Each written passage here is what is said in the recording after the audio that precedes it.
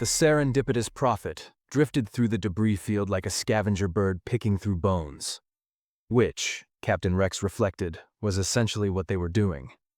The ship's hull groaned as it maneuvered around a chunk of ancient station plating, and Rex tried very hard not to think about the last maintenance inspection they'd failed to schedule. "Anything?" He called toward the cargo bay, where his science officer was running yet another scan of the supposedly empty sector.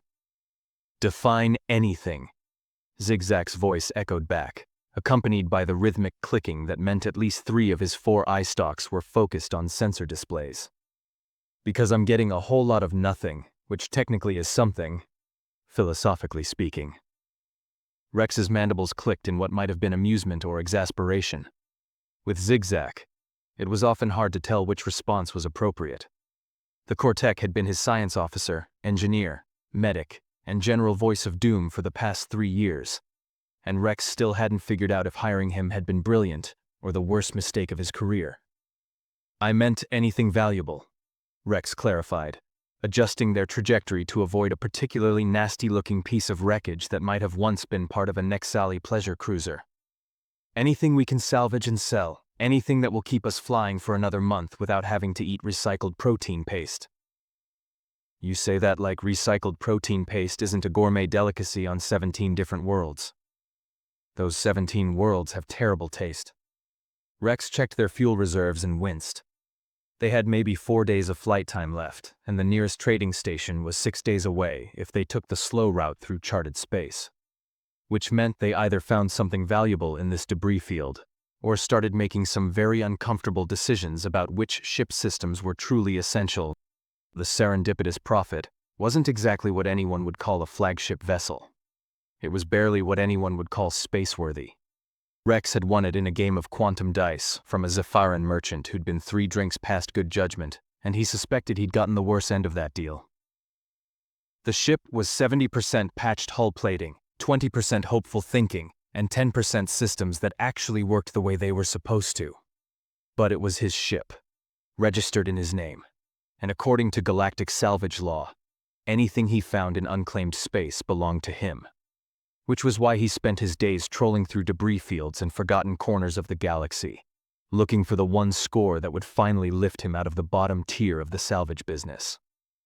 "Rex." Zigzag's voice had changed tone, losing its usual sarcastic edge. "You should come look at this."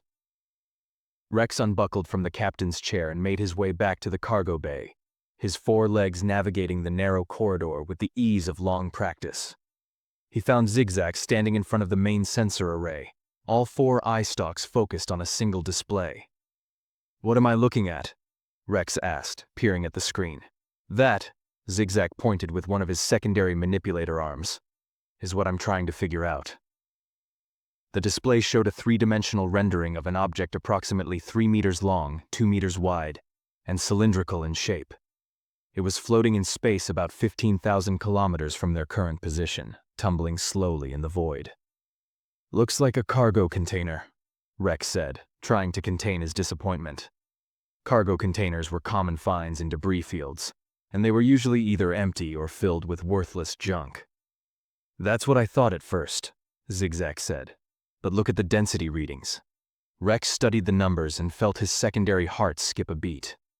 The object was incredibly dense, far more than any standard cargo container should be. "What is it made of?" "That's the interesting part. The composition readings are unusual. I'm getting signatures consistent with crystalline structures, but not any crystalline structure in the Federation database. And the temperature readings are bizarre. It's cold, Rex. Really cold. We're talking near absolute zero." "In the middle of space?" "That's what makes it weird. Yes, space is cold, but this thing is colder than the ambient temperature should allow. It's like something is actively keeping it frozen." Rex felt the familiar tingle of possibility, the sensation that always came right before either a great discovery or a terrible mistake. Could it be valuable? The crystalline composition suggests it might be some kind of exotic ice formation. If it's a natural phenomenon, it would be extremely rare. Collectors would pay significant credits for something like that. Rex did some quick mental calculations. Significant credits meant enough to not only refuel the ship, but possibly afford some actual repairs. Maybe even hire another crew member, so Zigzag wouldn't have to handle every single technical task aboard. How hard would it be to retrieve it? Zigzag consulted his displays. Not hard. It's tumbling, but the rotation is slow and predictable. We could use the cargo grapples to snag it and bring it into the bay. Any danger of it exploding or releasing toxic gases or doing any of the other terrible things that space debris likes to do? Scans show no energy signatures, no volatile compounds, no obvious hazards. It's just cold and crystalline and weird. Rex made his decision. Bring it in. Worst case scenario, it's worthless and we wasted an hour. Best case, we finally catch a break. You know that every time you say worst case scenario, the universe seems to take it as a personal challenge, right? Just do it, Zigzag. The retrieval operation took 43 minutes, which was actually pretty good by the serendipitous Prophet's standards. The cargo grapples only misfired twice, and they only had to abort the approach once, when the object's tumbling brought it dangerously close to a piece of debris that would have taken out their starboard sensor array. When they finally got the object secured in the cargo bay, Rex stood in front of it and tried to figure out what exactly they'd found. It was beautiful, he had to admit that. The surface appeared to be some kind of crystal, smooth and translucent, with light refracting through it in ways that created rainbow patterns across the cargo bay walls. It looked like it belonged in a museum or an art gallery, not floating in a debris field in the middle of nowhere. Okay, Rex said, walking slowly around the object. What are we looking at? Zigzag was already running every scan his equipment could manage. Still working on that. The crystalline structure is incredibly complex. I'm seeing patterns that suggest this isn't natural formation. This was manufactured. Manufactured by whom? Unknown. The design principles don't match anything in Federation databases. Whatever built this was using technology we don't recognize. Rex felt his excitement deflate slightly. Unknown technology could mean valuable, but it could also mean dangerous. Or worse, it could mean the object was from some species that would be very unhappy about salvagers claiming their property. Is there anything inside it? He asked. Zigzag adjusted his scanners. I'm having trouble penetrating the crystalline shell. It's blocking most of my sensor beams, but I am getting some readings from the interior. There's definitely something in there. Something alive? Define alive. Rex's mandibles clicked nervously. In the traditional sense, breathing, metabolizing, capable of being angry about being frozen in a crystal. Then yes, Zigzag said slowly. I'm reading biological signatures. Faint, but present. Whatever's in there is in some kind of suspended animation. They both stared at the crystal pod in silence for a long moment. So, Rex said finally, we found a coffin. Or possibly a prison. Or maybe a really elaborate lunchbox. Any way to tell which? I could try to thaw it, Zigzag suggested. If we raise the temperature gradually, we might be able to see what's inside without damaging it.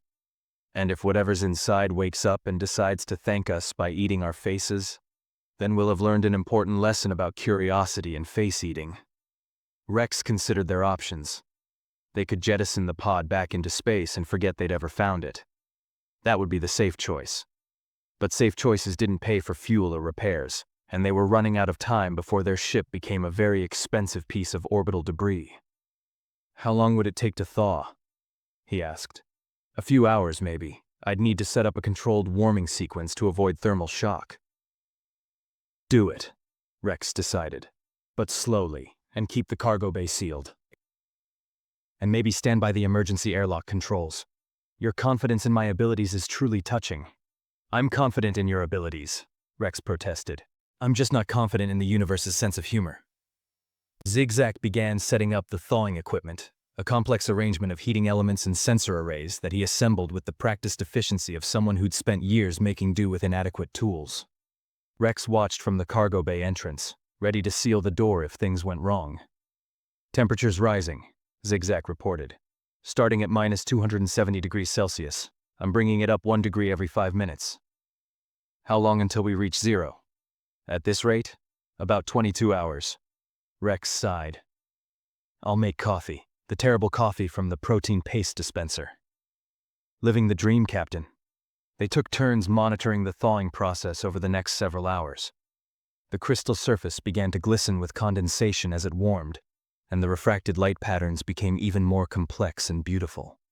Rex found himself mesmerized by the play of colors across the cargo bay walls. Around hour 7, Zigzag called him back from his quarters where he'd been trying to sleep. What's wrong? Rex asked, noting the tension in his science officer's posture.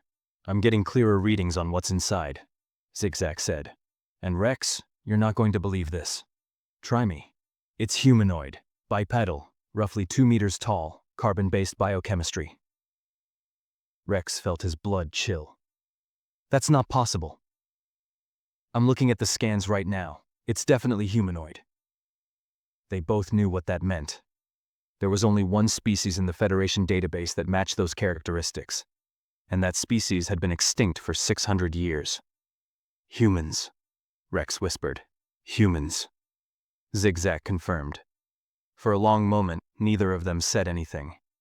The only sound in the cargo bay was the gentle hum of the thawing equipment and the ever-present groan of the ship's overtaxed systems. This changes things, Rex said finally. You think? Zigzag's eye stalks swiveled to fix him with an unimpressed stare. We have a member of an extinct species in our cargo bay. Of course, this changes things. I mean legally. Salvage rights apply to objects, not to people. If that's actually a human in there, and if it's alive, then we can't just sell it. Good point. Although technically, since humans are legally extinct, there might be a gray area in the law. Rex's mandibles clicked disapprovingly. We're not selling a sentient being. I didn't say we were. I'm just pointing out that the legal situation is complicated. What about the thawing process? Are we still on schedule? Zigzag checked his displays. Temperature is at -180 and rising steadily. No complications so far. The crystalline structure is designed remarkably well. Whoever built this thing knew what they were doing. How much longer? Another 15 hours, give or take, though I'm getting some unusual readings as the temperature rises. Unusual how?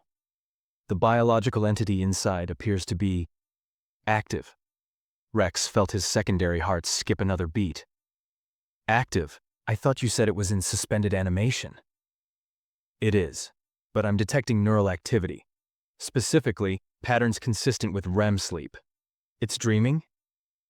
Apparently. Which is strange because most species don't maintain dream states during cryostasis. The metabolic cost is too high. Rex moved closer to the pod, studying the crystalline surface. What do you think it's dreaming about? How should I know? I'm a science officer, not a telepath. Though based on the brain activity patterns, I'd say whatever it's dreaming is fairly intense. Combat scenarios, maybe. Strategic planning. Combat? Rex took an involuntary step backward. The thing is dreaming about fighting? Humans were a warrior species, Rex. It's in all the historical records. They spent most of their existence fighting each other, and when they ran out of themselves to fight, they looked for someone else. That's a comforting thought. It gets better. According to my readings, whatever it's dreaming about, it's winning. They both stared at the pod. The condensation on its surface had formed intricate patterns, almost like frost on a window. Through the translucent crystal, Rex could almost make out a shape inside, humanoid and still. There's something else, Zigzag said quietly. I'm detecting something unusual in the facial structure. What kind of unusual? It appears to be smiling. Rex's 4 legs carried him several steps backward. The frozen human warrior is smiling while having combat dreams. That's not disturbing at all. Look on the bright side. At least it seems happy. That's not a bright side! Zigzag's manipulators moved across his control panel. Do you want me to stop the thawing process? We could reverse it, freeze it back up, and jettison the whole thing back into space. Rex considered this seriously. It would be the safe choice. The smart choice. They could forget they'd ever found this thing and go back to salvaging cargo containers and broken equipment. but humans were extinct. This could be the last one in the entire galaxy. And despite his fear, despite his better judgment, Rex found himself curious. "No," he said finally. "Keep going. But double-check all the safety protocols. And maybe move some cargo crates into positions where we could use them for cover if necessary." "Now you're thinking tactically." "I'm thinking about not getting eaten by an extinct species." Also valid. As the hours passed and the temperature continued to rise, Rex found himself unable to leave the cargo bay. He watched the thawing process with a mixture of fascination and dread, wondering what they'd unleashed. Or rather, what they were about to unleash. Zigzag had positioned himself at his scanner station, monitoring every fluctuation in the pod's readings. "Temperature at -50, he reported. "Biological functions are starting to increase, heart rate rising, brain activity intensifying." "Is it waking up?" "Not yet. But it's close. Maybe another hour or two." Rex settled himself against a cargo crate, trying to calm his racing hearts. "Tell me something, Zigzag. What do we actually know about humans? Beyond the basic historical facts?" "Not much," Zigzag admitted. "The records from their era are fragmentary at best. We know they were technologically advanced for their time. We know they were aggressive and competitive. We know they disappeared about 600 years ago, presumably destroyed in some kind of planetary catastrophe." "And that's it?" "That's it. The Federation never had extensive contact with them. They were considered a developing species, worth monitoring but not engaging with." "So we have no idea what to expect when this thing wakes up." "Correct. We're operating on historical fragments and speculation." The pod began to make new sounds, creaking and groaning as the crystal structure warmed and expanded. Stress fractures appeared on the surface, hairline cracks spreading across the translucent material. "Rex," Zigzag said urgently. "The pod is starting to fail structurally. The thawing is accelerating." "Is that normal?" "I don't know. I've never thawed out an extinct species before." The cracks widened. Steam hissed from the fissures. And something inside began to move. Rex pressed himself back against the cargo crate, suddenly very aware that his ship had no weapons, no security systems, and no way to handle a potentially hostile awakening warrior. "Maybe we should seal the cargo bay," he suggested. "Too late," Zigzag said, his voice oddly calm. "It's waking up." The pod shattered with a sound like breaking glass, crystal fragments scattering across the cargo bay floor. More steam billowed out, obscuring their view. And then, through the mist, they saw movement. Rex's mandibles locked in place. His forelegs tensed, ready to run. Every instinct screamed at him to flee, to seal the doors, to put as much distance between himself and whatever was emerging from that pod as possible. But he couldn't move. He could only watch as the last human in the galaxy took its first breath in 600 years.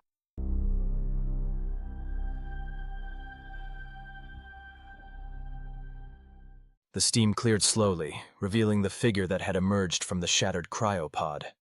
Rex's forelegs remained locked in position, every muscle tensed for flight.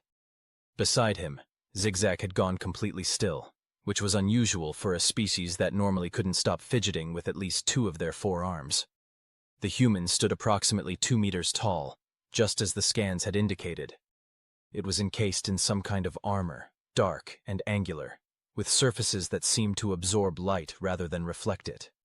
The armor appeared ancient by modern standards, but Rex could recognize quality engineering when he saw it. This wasn't ceremonial gear or museum piece. This was equipment designed for serious combat. For what felt like an eternity but was probably only 15 seconds, nobody moved. The human stood motionless in the center of the cargo bay, surrounded by shattered crystal fragments and wisps of dissipating steam. Rex couldn't see its face clearly through the armor's helmet visor, but he could feel the weight of its attention as it surveyed its surroundings. Then the human moved, and Rex nearly bolted for the door. But the movement wasn't aggressive. The human simply raised both arms above its head and stretched, the armor's joints producing a series of mechanical whirs and clicks. Several organic joints popped audibly, the sound unnaturally loud in the silent cargo bay. "Well," the human said, its voice surprisingly clear and steady for something that had been frozen for 6 centuries. That was refreshing. The translator built into Rex's communication implant processed the words instantly, rendering them in standard galactic. The human's tone was casual, almost conversational, as if waking up from cryostasis in an alien cargo bay was a perfectly normal occurrence. "Anyone got the time?" the human added, rolling its shoulders. Rex's mandibles worked soundlessly. His brain had apparently decided that forming words was beyond its current capabilities. Zigzag recovered first, though his voice came out as more of a squeak than his usual confident tone. The time? Yeah. Year, date, general temporal context. That sort of thing. The human tilted its head, and through the helmet visor, Rex caught a glimpse of eyes scanning the cargo bay with professional efficiency.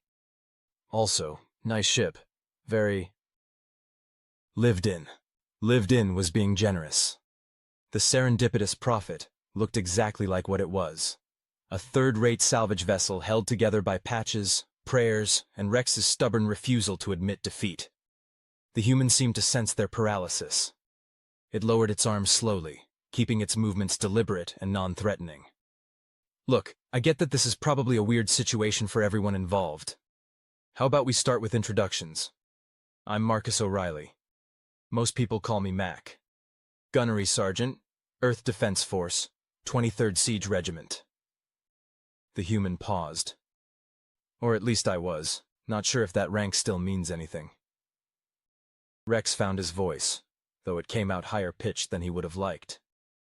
You're human." "Last time I checked, yeah." Mac tapped the side of his helmet with one armored finger. "Though I gotta say, you two are definitely not. Love the whole tentacle thing you've got going," he added, apparently addressing Zigzag. "Very avant-garde." Zigzag's eye stalks swiveled in confusion. "Avant-garde?" "Artistic. Stylish. You know, fashionable." "These are my manipulator appendages.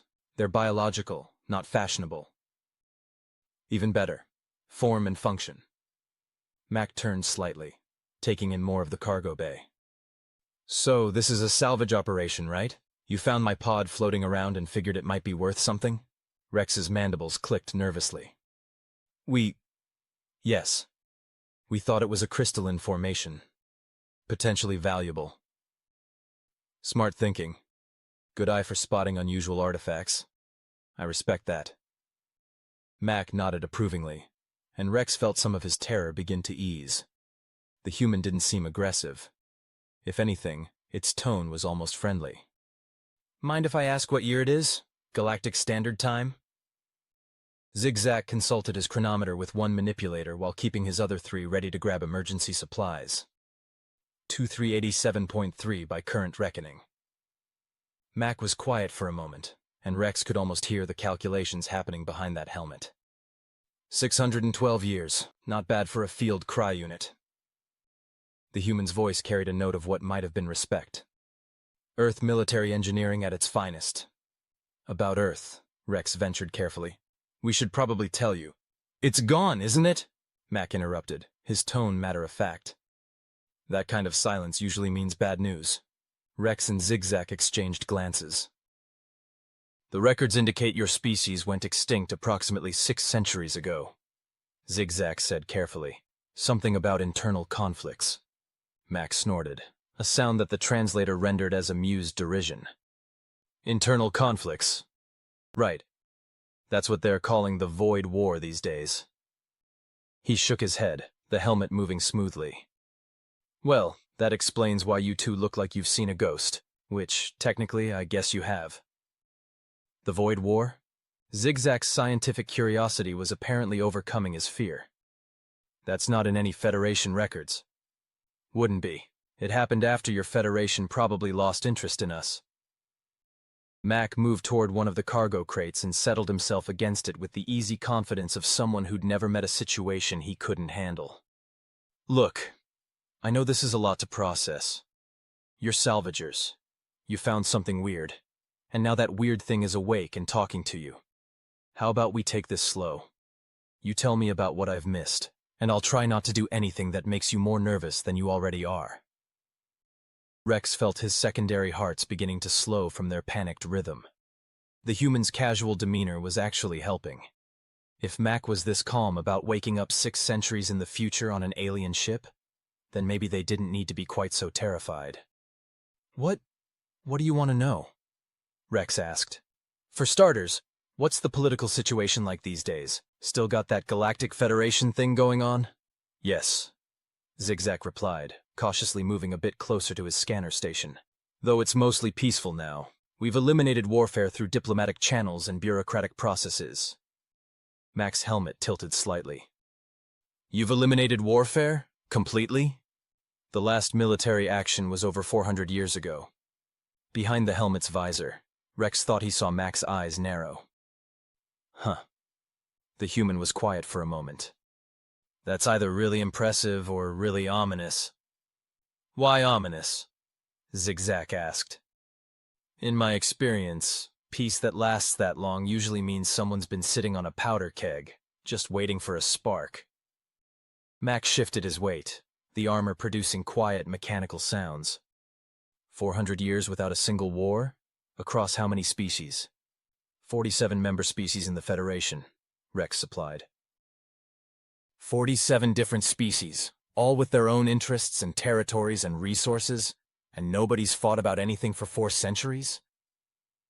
Mac's tone suggested he found this more alarming than reassuring. That doesn't happen naturally. Someone's been enforcing it. The Federation maintains peace through proper governance and... Zigzag began. Through what? Mac interrupted. Superior firepower? Economic pressure? Carefully managed accidents that eliminate troublemakers before they can cause problems? The cargo bay fell silent. Rex felt a chill run through his circulatory system. The human had just described, with unnerving accuracy, several methods that Federation monitors were rumored to use, though such rumors were never officially confirmed.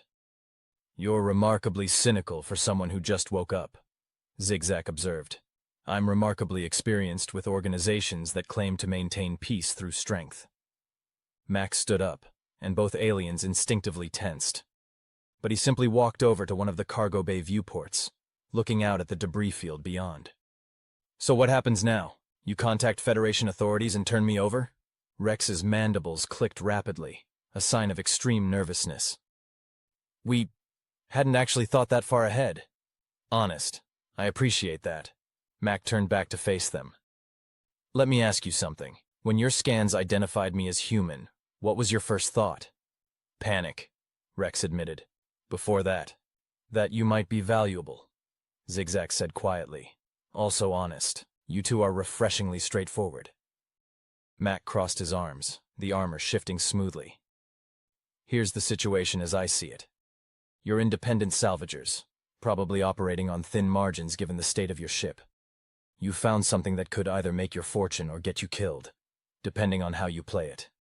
You could contact the Federation, turn me over, and maybe get a finder's fee. Or you could try to figure out what I'm actually worth before involving the authorities. Are you suggesting we don't report this? Rex asked, scandalized despite himself. I'm suggesting you think carefully about your options. Mac moved back to the cargo crate and settled against it again. The Federation has kept the galaxy peaceful for 400 years. I'm a representative of a supposedly extinct warrior species. What do you think they're going to do when they find out I exist? Zigzag's eye stalks focused intently on Mac. You think they'd try to eliminate you? I think they'd try to eliminate any potential disruption to their carefully maintained order. Mac's tone was calm, almost conversational. And a human with military training and 600 years of missing context definitely qualifies as a potential disruption. Rex found himself considering the human's words carefully. Mac wasn't wrong. The Federation valued stability above almost everything else. An extinct species suddenly reappearing, especially one with humanity's reputation for aggression and warfare, would be seen as a threat. So what do you propose? Rex asked. Information exchange. You tell me about the current state of the galaxy. Fill me in on what I've missed. I tell you about what really happened to humanity, and maybe share some insights on Federation peacekeeping that you might find interesting. Mac gestured around the cargo bay. And we do it all while staying off the Federation's sensors, at least until we figure out the best way to handle this situation. That sounds suspiciously like you're asking us to harbor a fugitive, Zigzag pointed out. I'm asking you to think before you act. There's a difference. Max stood up again, moving with fluid grace despite the armor. Look, I know I'm asking a lot. You don't know me. For all you know, I'm exactly the dangerous relic the Federation should be worried about. But here's the thing. I've been frozen for 6 centuries. I have no resources, no allies, no way to survive in this galaxy without help. That makes me dependent on your goodwill. Rex studied the human carefully. Mac's body language was open, non-threatening. But there was something in the way he moved, a controlled economy of motion that suggested significant combat training. This was someone who knew exactly how dangerous he was, and was carefully managing that danger to avoid frightening them further. Why should we trust you? Rex asked. Because I'm being honest with you. Mac replied simply. I could have attacked the moment I woke up. I could have tried to take control of your ship. Instead, I'm standing here, having a conversation, and trying to find a solution that works for everyone. He paused. Also, I'm hoping you're curious enough about the truth to take a chance. Zigzag's manipulators moved across his scanner station. I'm detecting increased energy signatures in the sector, multiple ships, moving on standard patrol vectors. Federation? Mac asked, his tone sharpening.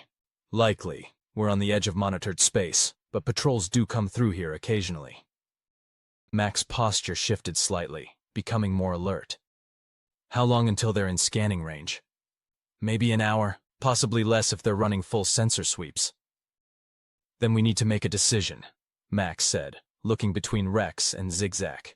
You can jettison me back into space and pretend you never found me. You can try to hide me until the patrol passes. Or you can contact them and turn me over. Those are your 3 options, and you need to choose quickly. Rex's 4 legs carried him in nervous circles. This was exactly the kind of situation he'd hoped to avoid when he chose the salvage business. Simple finds, simple sales, no complications. Now he had a living member of an extinct species in his cargo bay, Federation patrols approaching, and a choice that could determine whether he became rich or ended up in a Federation detention facility. Zigzag, he said finally. What's your assessment? His science officer's eyes stalks swiveled thoughtfully. From a purely logical standpoint, the human is correct about the Federation's likely response. A living human represents an unknown variable in a system that has spent centuries eliminating unknown variables. They would almost certainly classify him as a threat. And from a less logical standpoint? I'm curious, Zigzag admitted. The official records about humanity are fragmentary and contradictory. This is a chance to learn the truth about what happened to them. From a scientific perspective, that's valuable. From a scientific perspective, everything is valuable, Rex muttered. He looked at Mac, trying to read the human's posture for any sign of deception. If we help you, what exactly are we getting into? Honestly, I don't know yet. Mac's tone was sincere. I've been frozen for 600 years. I have no idea what the current situation actually is beyond what you've told me. But I can promise you this. I'm not interested in starting wars or causing chaos. I'm interested in surviving and figuring out what happened to the rest of my species. The rest? Zigzag's eye stalks perked up. You think there are other humans? 600 years is a long time. But humans are survivors. If I made it this long, others probably did too. Mac moved toward the viewport again, looking out at the stars. Which means somewhere out there might be answers. About what really happened to Earth.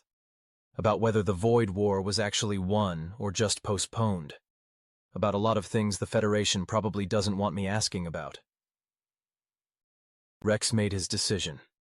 It was probably a terrible decision, and he'd likely regret it within the hour. But Zigzag was right about one thing. They were curious. And in the salvage business, Curiosity was sometimes the only thing that separated success from eternal mediocrity. Zigzag, can we hide him from Federation scans? His science officer thought for a moment. Possibly. If we power down his armor and get him into a shielded compartment, we might be able to mask his biosignature. The patrols usually run fairly standard sensor sweeps. They're not expecting to find extinct species on salvage vessels. Probably not, Mac agreed. Though I should mention that my armor has some systems you might not be able to completely power down. Earth military equipment tends to have redundant backups built into redundant backups. Wonderful, Rex muttered. Zigzag, do what you can. Mac, you're going to need to trust us for this next part. I'm trusting you already, Mac pointed out. Might as well go all in. What followed was a chaotic 20 minutes of Zigzag trying to figure out how to safely power down 600-year-old human military equipment while Rex cleared out one of their shielded storage compartments. The compartment was normally used for containing radioactive salvage materials, which meant it was heavily shielded against sensor scans. This is going to be cramped, Rex warned as Mac examined the small space. I've been frozen in a crystal pod for 6 centuries. Cramped is relative. Mac began removing his helmet, and for the first time, Rex got a clear look at a human face. It was surprisingly ordinary. 2 eyes, 1 nose, 1 mouth, all arranged in the standard humanoid configuration. The skin was pale, probably from 600 years without sunlight. The hair was dark and cut short. Rex had expected something more exotic, more obviously dangerous. Instead, Mac looked like he could have been any bipedal species in the galaxy. Except for the eyes. Those were alert, calculating, taking in every detail of the cargo bay with professional efficiency. Those were Predator's eyes, and Rex felt his fear return in a small, manageable dose.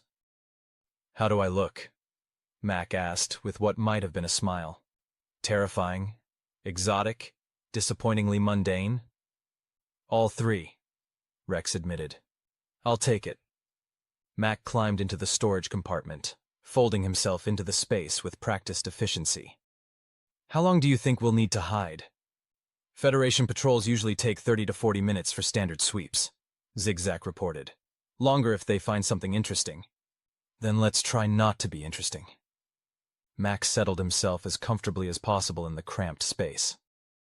One more thing, Captain Rex. What? Thank you for taking a chance on me. Rex's mandibles clicked nervously. Thank me after we survive this. Zigzag, seal the compartment and start masking protocols. The storage compartment door closed with a solid thunk, and Zigzag immediately began activating the shielding systems. Rex made his way to the bridge, trying to calm his racing hearts. They'd just made a choice that would either change their lives or end them. Possibly both. Through the ship's view screen, he could see the approaching patrol vessel, its sleek profile cutting through the debris field. They were about to find out if hiding an extinct species from the galaxy's peacekeepers was as difficult as it sounded. Rex strongly suspected it was going to be even harder.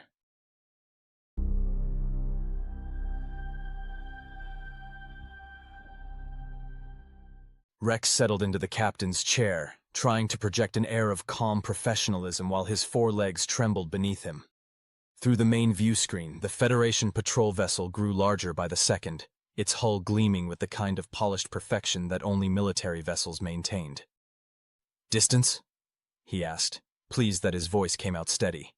12,000 kilometers in closing. Zigzag reported from his scanner station. They're running active sensor sweeps. Standard patrol protocol. Nothing unusual yet. Yet, Rex muttered. That's the word I'm concerned about. The patrol vessel was a Monitor-class ship, one of the Federation's standard peacekeeping units. Rex had seen them before during routine inspections, though he'd never actually been boarded. They were built to intimidate, all sharp angles and weapon ports, designed to remind independent operators that the Federation was watching and had the firepower to back up its authority. Incoming transmission, Zigzag announced. Rex straightened in his chair, arranging his features into what he hoped was a welcoming but not suspiciously eager expression. Put it through. The view screen flickered, replacing the image of the approaching ship with the face of its commander. The being looked like someone had crossed a praying mantis with a bureaucrat and given the result delusions of importance.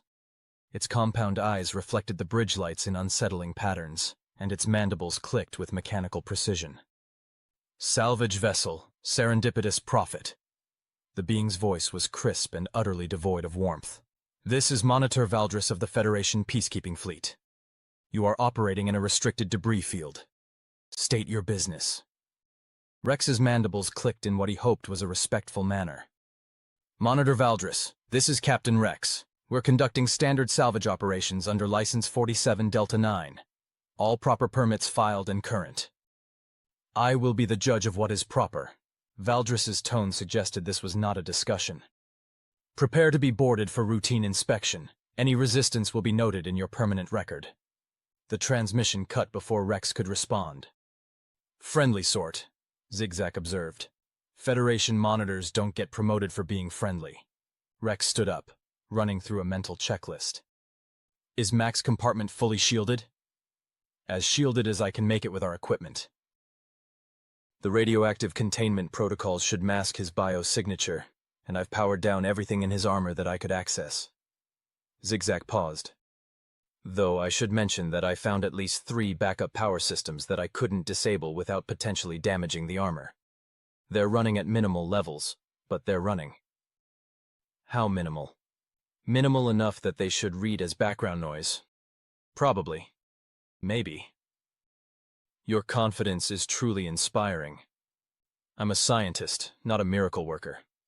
Rex made his way to the airlock, Zigzag following behind with his scanner in hand. They had perhaps 10 minutes before the patrol ship docked. 10 minutes to make sure everything looked normal, routine, utterly boring. The cargo bay was still a mess from Mac's emergence. Crystal fragments littered the floor, and the shattered remains of the cryopod dominated the space like an accusation. "We need to hide that," Rex said, gesturing at the pod. "Hide a 3-meter crystalline structure in the next 9 minutes? Or explain it. Quickly. What story makes sense?" Zigzag's eye stalks swiveled thoughtfully. "We could say we found it, tried to extract it for sale, and it shattered during the process. Happens with crystalline formations sometimes. They're fragile." "And if they ask what was inside?" "Nothing. It was hollow.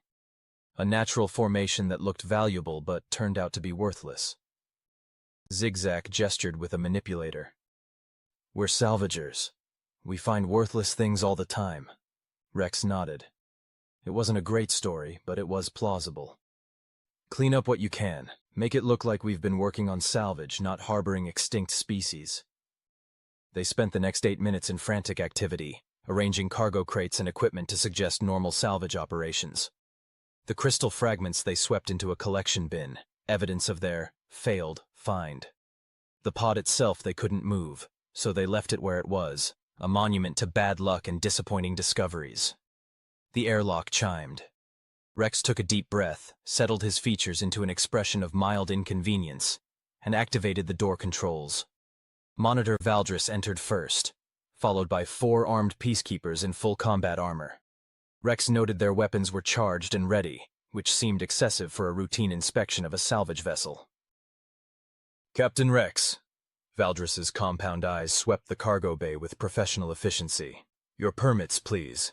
Rex pulled up his datapad and transmitted the relevant files. Valdris examined them with the kind of attention usually reserved for criminal investigations, mandibles clicking softly as he processed each line of text. "Your license expires in 47 days, Valdris observed. "Yes, we're planning to renew at the next station." "See that you do. Operating without proper documentation carries severe penalties." Valdris gestured to his peacekeepers. "Search the vessel. Standard protocol." The peacekeepers spread out with practiced efficiency, 2 heading toward the bridge, while the other 2 began examining the cargo bay. Rex forced himself to remain calm, projecting an air of bored cooperation. Beside him, Zigzag's manipulators twitched nervously, but his eye stalks remained focused on his scanner. One of the peacekeepers approached the shattered cryopod, scanner in hand. Rex's secondary hearts began racing. "What's this?" the peacekeeper asked, its voice filtered through its helmet speakers. "Failed salvage operation," Rex replied, keeping his tone casual. "We thought it was a valuable crystalline formation. Turned out to be hollow and fragile. shattered during extraction. The Peacekeeper's scanner chirped and beeped as it examined the pod fragments. These readings are unusual. This crystalline structure is not naturally occurring. We know that now, Zigzag interjected, his voice carrying just the right note of professional disappointment. That's why we attempted salvage.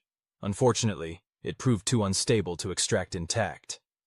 Valdris moved closer, his own scanner active. This appears to be some form of stasis technology. Very old. Origin unknown. Rex's mandibles clicked nervously. Is that a problem? We filed all the proper salvage claims. Stasis technology of unknown origin is always of interest to the Federation. Valdris circled the pod remains, his scanner recording everything. Where did you find this? Section 7 Alpha of this debris field. Coordinates are in our log if you need them. I will review your logs. Valdris turned to face Rex directly. Was there anything inside this pod? The question hung in the air like a blade. Rex forced himself to meet Valdris's compound eyes without flinching. No, it was empty, just a hollow crystalline shell. Empty, Valdris repeated, his tone suggesting he found this information deeply suspicious. Disappointing, I know. We were hoping for artifacts, or at least something marketable. Rex gestured at the fragments. Instead, we got expensive debris and a wasted day. One of the other peacekeepers called from across the cargo bay. Monitor, I'm detecting unusual energy signatures from the storage compartments. Rex felt his blood chill. Zigzag's eye stalks swiveled toward him, barely perceptible concern in their movement. What kind of signatures? Valdris asked, moving toward the storage area. Difficult to determine. Could be residual radiation from salvaged materials. Could be something else. Valdris examined his own scanner. These compartments are shielded. We use them for radioactive salvage, Rex explained, his voice remarkably steady given that his entire world was potentially about to collapse. Standard safety protocols. The debris fields often contain reactor fragments and other hazardous materials. Open them. It wasn't a request. Rex moved to the storage controls, his mind racing. The first 3 compartments contained actual radioactive salvage, carefully stored and documented. The 4th compartment contained MAC. He opened the first compartment. The Peacekeeper's scanner immediately started chirping as it detected the radioactive materials inside. Valdris examined the contents, cross-referencing them against Rex's salvage logs. These are properly documented, he admitted grudgingly. Rex opened the 2nd compartment, then the 3rd. More radioactive materials, more proper documentation. With each compartment, he felt both relief and growing dread. They were running out of safe options. The 4th compartment, Valdris ordered. Rex's manipulator hesitated over the controls. That one contains some particularly hot materials from a reactor breach we salvaged last month. The radiation levels are significant. We've kept it sealed since then. Your scanner readings show energy signatures inconsistent with standard reactor materials. Different reactors, different signatures, Zigzag offered. We salvaged this from an Exali commercial vessel. Their reactor designs use exotic matter cores. Valdris considered this. Nevertheless, I will inspect it. Open the compartment. Rex looked at Zigzag. His science officer's eye stalks conveyed a message that needed no translation. They were out of options. Rex activated the controls. The 4th compartment door began to slide open, its mechanisms producing a low hiss. Through the widening gap, Rex could see Mac's armored form, motionless in the cramped space. And then something remarkable happened. The Peacekeeper's scanner exploded in a shower of sparks. Equipment malfunction, the Peacekeeper announced, dropping the ruined device and pulling a backup scanner from his equipment harness. But before he could activate it, Valdris's own scanner began producing a shrill alarm. Radiation spike! All units, seal your suits! The Peacekeepers immediately activated their armor's environmental seals, protective fields shimmering into place around them. Valdris backed away from the compartment, his scanner's alarms growing more urgent. Close that compartment immediately, he ordered. Rex didn't need to be told twice. He slammed the door controls, sealing Mac back into the shielded space. The radiation alarms gradually subsided as the compartment's shielding reasserted itself. "What is in there?"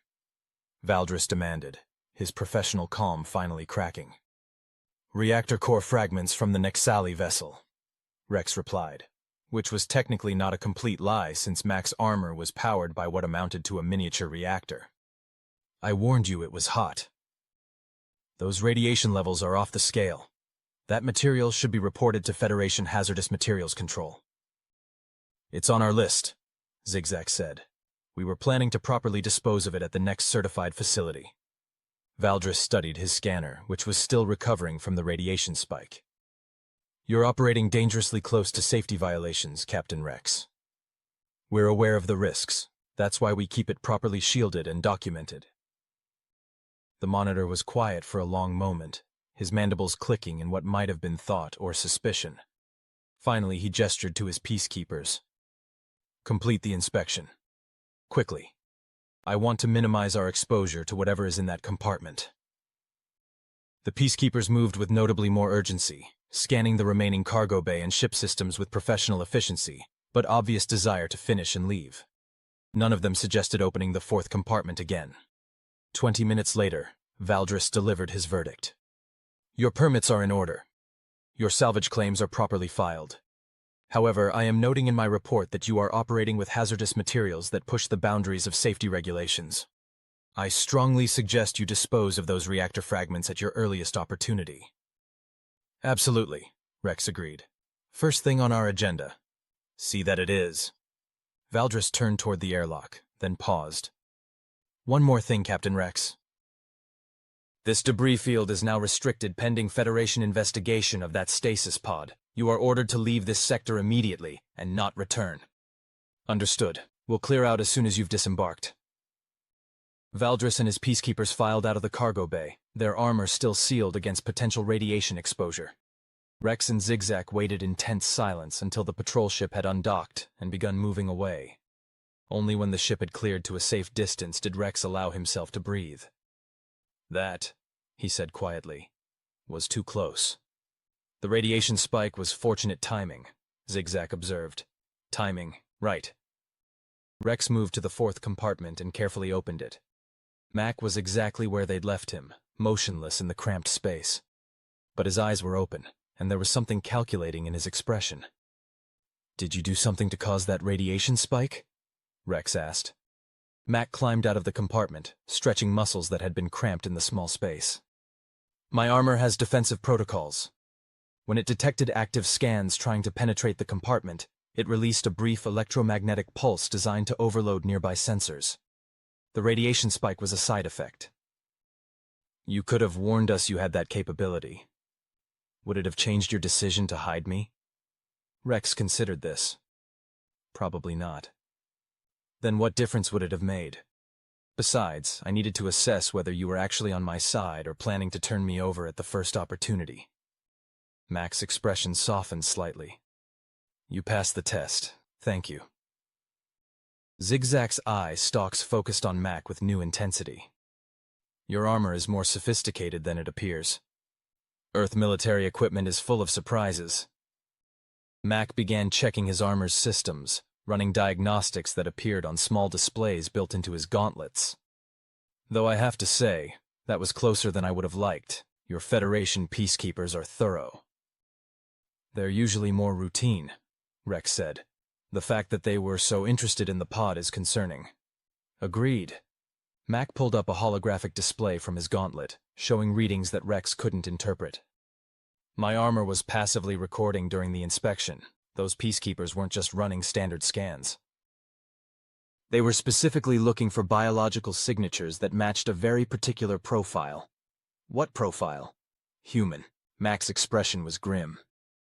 "They knew what they were looking for, which means someone or something told them a human might be in this sector." The implications settled over the cargo bay like a heavy blanket. Somewhere in the galaxy, someone knew that Mac existed, and they'd sent Federation peacekeepers to find him. "We need to leave this sector," Zigzag said urgently. "Now." "Agreed." Rex was already moving toward the bridge. "Mac, you should probably stay in the cargo bay until we're clear. No offense, but you're the most illegal cargo we've ever carried." "None taken." Mac settled against a cargo crate, his armor making quiet mechanical sounds as it adjusted to a resting configuration. "Where are we heading?" "As far from here as our fuel allows," Rex replied. "Sounds like a plan." Rex made his way to the bridge, Zigzag close behind. As he settled into the captain's chair and began plotting a course out of the sector, he couldn't shake the feeling that they'd just crossed a threshold they couldn't uncross. They were no longer simple salvagers trying to make a living. They were fugitives, harboring an extinct species that the Federation was actively searching for. The safe, predictable life of debris field scavenging was over. And somehow, despite the fear and uncertainty, Rex found himself more alive than he'd felt in years. "Course plotted," Zigzag announced. "Destination: the outer reaches. Minimal Federation presence. Lots of independent stations where we can refuel and lay low." "Do it." The serendipitous Prophet turned away from the debris field, its engines producing their usual concerning sounds as it accelerated. Behind them, the patrol ship continued its systematic search of the sector, looking for evidence of what Rex and Zigzag had just helped escape. In the cargo bay, Mac sat quietly, processing everything he'd learned from the inspection. The Federation was looking for him specifically, which meant something had triggered an alert when he woke up. His armor's automated systems, probably, broadcasting recognition codes that had been dormant for 6 centuries, which also meant that somewhere in the galaxy, other systems had received those same codes. Other pods, other humans, other survivors of a war the Federation seemed very interested in keeping forgotten. Max smiled grimly. The galaxy's long peace was about to get very interesting.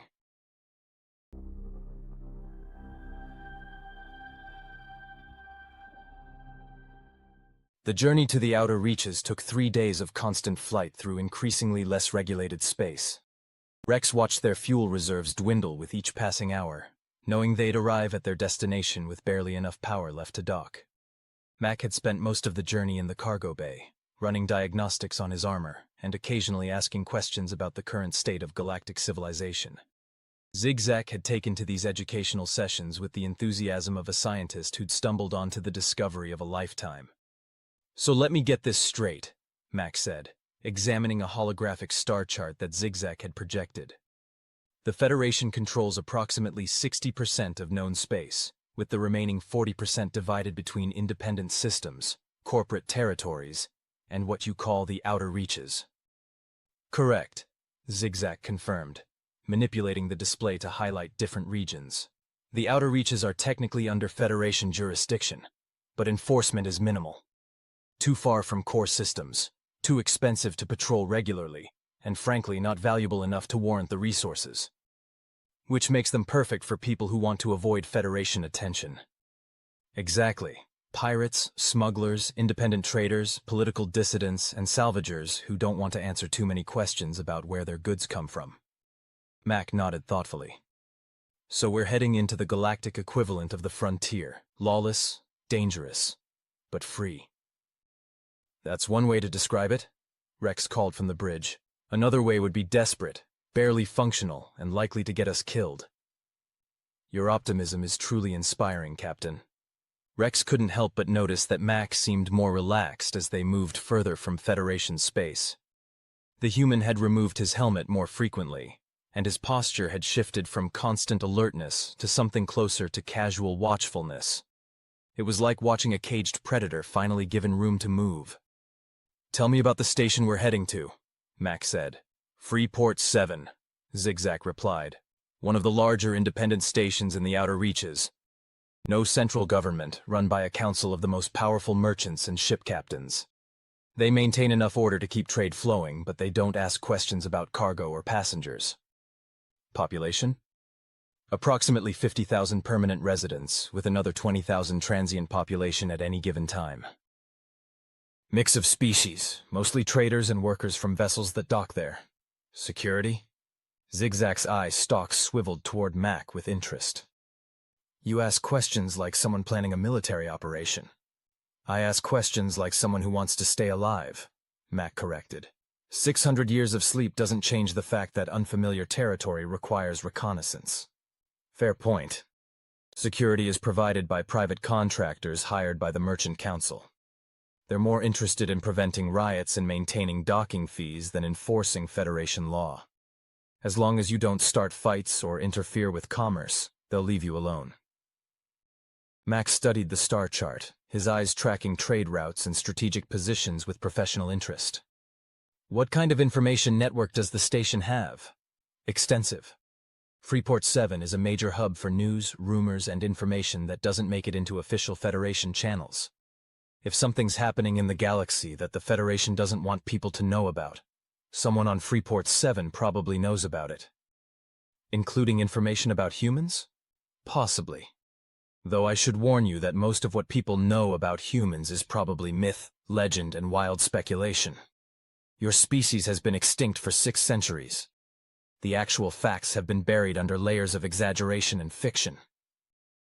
Still worth investigating, Max said. If there are other humans out there, someone might have heard something, a sighting, a rumor, an unexplained incident that matches human capabilities. Rex listened to this conversation with growing unease. He'd agreed to help Mac, but the more the human talked about searching for other survivors, the more Rex realized they weren't just hiding one extinct species. They were potentially uncovering an entire hidden civilization. "We're approaching Freeport 7, Rex announced. "Everyone might want to come see this." Mac and Zigzag made their way to the bridge. Through the main view screen, Freeport 7 gradually came into view, and even Mac seemed impressed. The station was massive, easily 5 kilometers across, built from the combined hulks of hundreds of derelict ships that had been welded, bolted, and fused together over decades. It looked like someone had taken a junkyard and declared it a city. Docking ports jutted out at irregular angles, and the whole structure was illuminated by thousands of lights, creating a chaotic but strangely beautiful pattern against the darkness of space.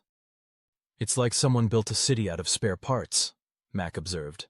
"That's exactly what they did," Zigzag said. "Freeport 7 started as a salvage depot about 200 years ago. It just kept growing as more ships docked and decided to stay." "It's ugly," Rex added, "but it's home to a lot of people who didn't fit anywhere else." They approached one of the docking arms, following the traffic control instructions that crackled over their communications system. The docking process was surprisingly efficient despite the station's ramshackle appearance, and within 20 minutes, the serendipitous Prophet was secured to a docking port with power and life support connections established. "Now what?" Rex asked, settling back in his chair. "Now we refuel, resupply, and try to stay anonymous," Zigzag said. "Mac needs to remain hidden until we figure out how much the Federation knows." "About that," Mac interjected, "I've been thinking about our approach. Hiding indefinitely isn't a viable long-term strategy. Eventually, the Federation will track us down, or we'll run out of places to hide." "What are you suggesting?" Rex asked warily. "We need information. About the Federation's search protocols, about what happened to Earth and humanity, about whether there are other survivors." Mac leaned against the bridge doorway, his armor still powered down to minimal signatures. "Which means we need to make contact with people who have access to information the Federation doesn't want shared." "That's a good way to attract exactly the kind of attention we're trying to avoid," Zigzag pointed out. "Not if we're careful. I'm not suggesting we announce my presence to the entire station, but there have to be people here who deal in restricted information. Information brokers, smugglers who move more than just cargo, maybe even former Federation personnel who left the service with secrets to sell." Rex's mandibles clicked nervously. "You want to hire an information broker?" "I want to hire someone who can tell us what the Federation knows about human survivors and what they're doing about it. Knowledge is the only advantage we have right now." Zigzag's eye stalks swiveled thoughtfully. "There are a few brokers on the station who might be able to help, though their services are expensive and their loyalty extends exactly as far as their payment." "How expensive?" "More than we have," Rex admitted. "Our salvage operation has been running on minimal margins for months. The fuel we need to buy will take most of our remaining credits." Mac was quiet for a moment. "What about my pod?" The crystalline fragments. Are they worth anything? Possibly, Zigzag said. Unknown technology usually attracts collectors, though selling them might draw unwanted attention. Everything draws unwanted attention at this point, Mac countered. We need resources to operate, and I need information to plan our next move. Selling the pod fragments seems like the most logical option. Rex considered this. The human wasn't wrong. They were operating with almost no resources in increasingly dangerous circumstances. Taking calculated risks was becoming necessary. I know a dealer who specializes in unusual artifacts, Rex said finally. He's not exactly scrupulous, but he pays fair prices and doesn't ask questions. We could approach him about the fragments. Do it, Mac decided, but carefully. And Zigzag, start making discreet inquiries about information brokers. I want to know who's reliable and who's likely to sell us out to the Federation. You're giving orders now? Rex asked, though his tone was more amused than offended.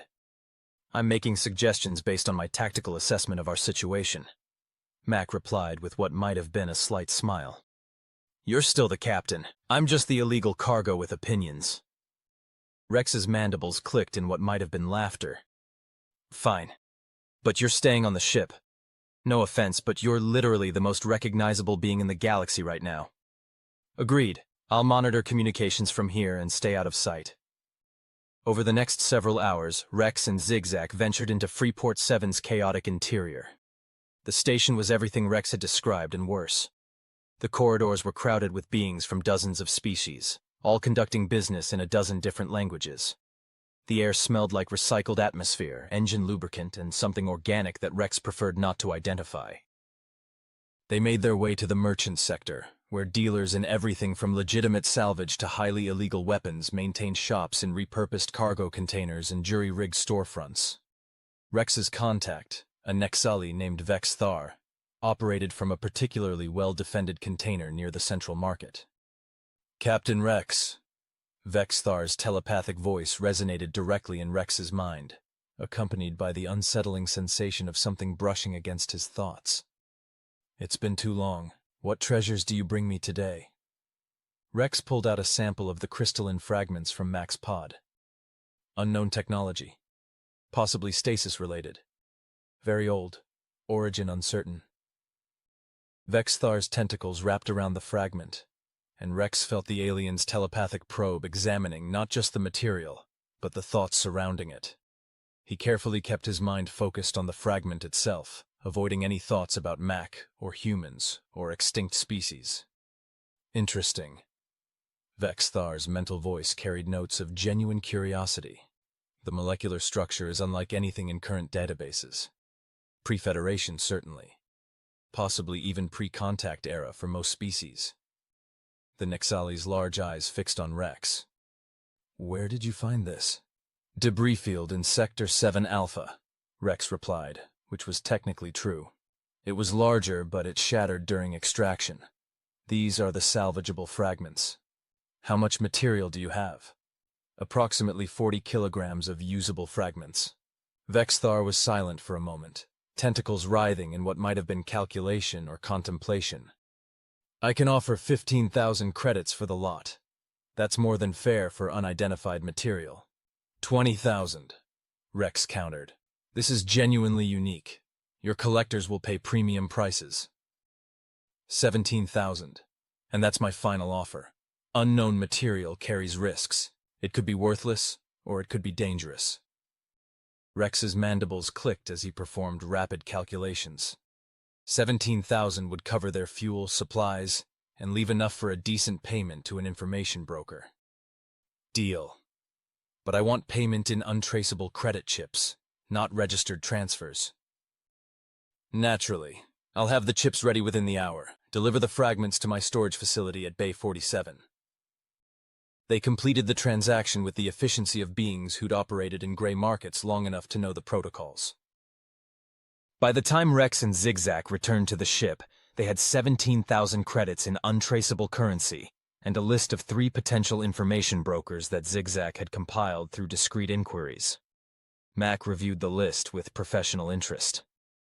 What do we know about them? First one is a former Federation intelligence analyst who was forced out 20 years ago, Zigzag reported. Specializes in classified government information. Expensive but reliable. Second is a data broker who deals primarily in corporate secrets but has connections throughout the galaxy. Medium reliability, medium cost.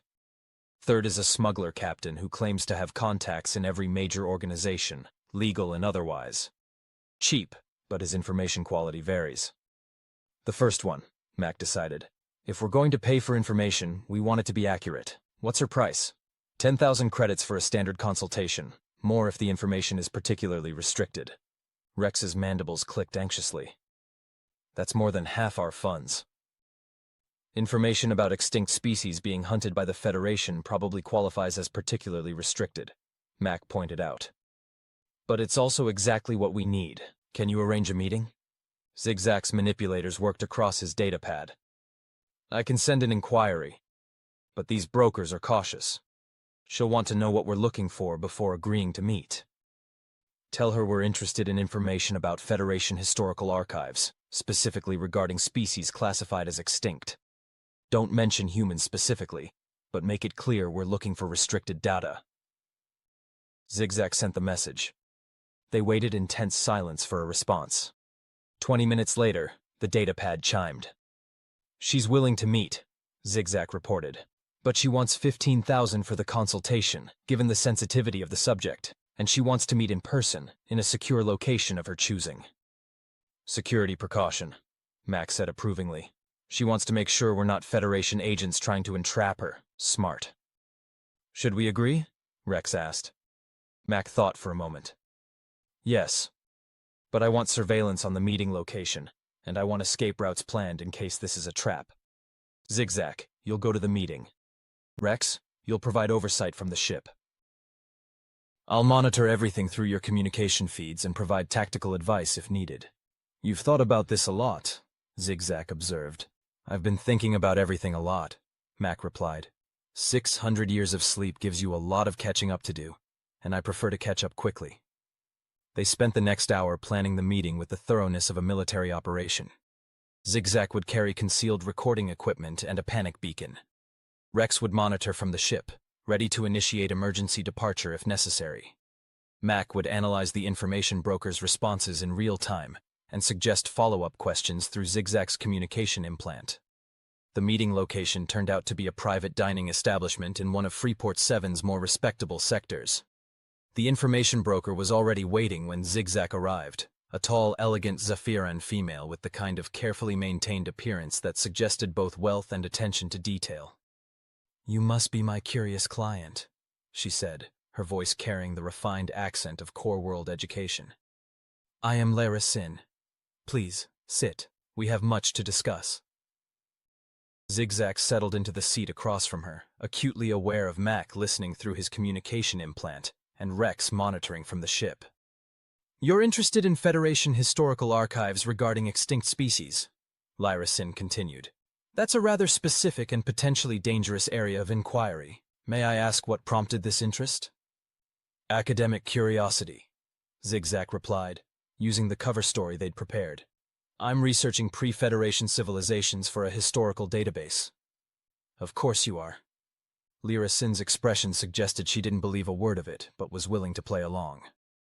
And I suppose your interest in extinction classifications is purely scholarly. Information has value regardless of motivation, Zigzag countered. True enough. Lyra Sin pulled out a datapad and placed it on the table between them. I've prepared a summary of Federation policies regarding species classified as extinct. The official records are remarkably sparse, which itself is telling. Most extinct species have minimal documentation, usually just basic biological data and a notation of when they were last observed. What about humans?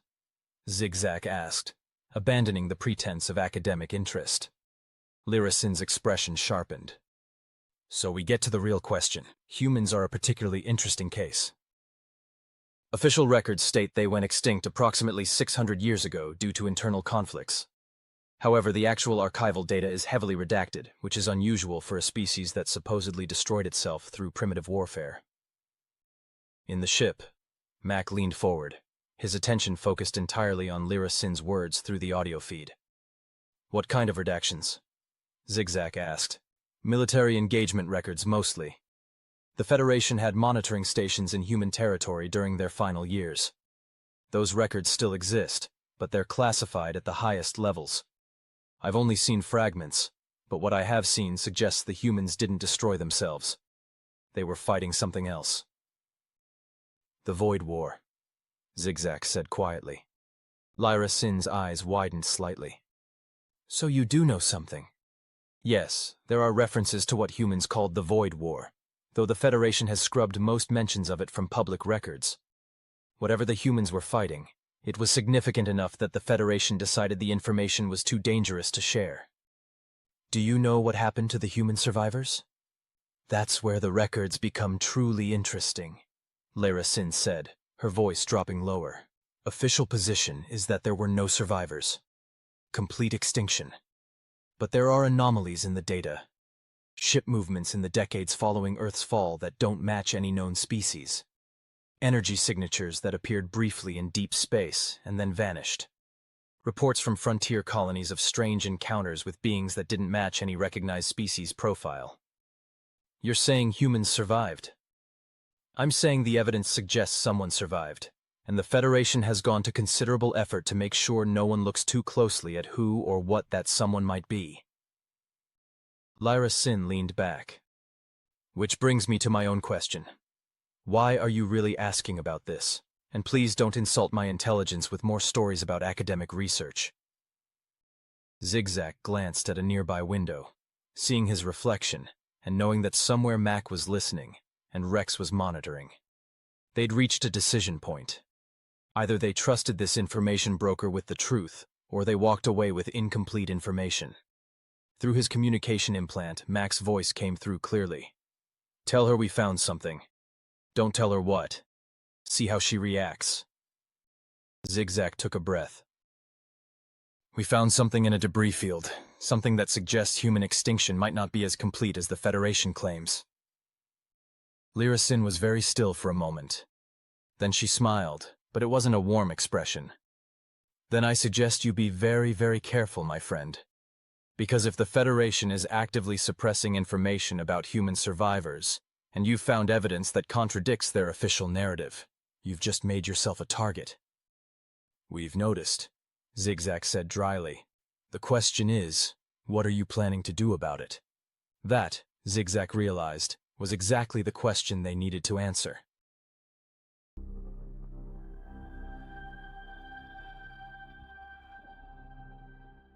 Zigzag stared at Lyra Sin across the table, feeling the weight of her question settle over him like a physical force. What were they planning to do about it? That was the problem. They had no plan beyond survival, no strategy beyond staying one step ahead of Federation peacekeepers. Through his communication implant, Mac's voice was calm and measured. Ask her what she would do. She spent 20 years operating in the information underground. She knows how these situations develop. Zigzag relayed the question.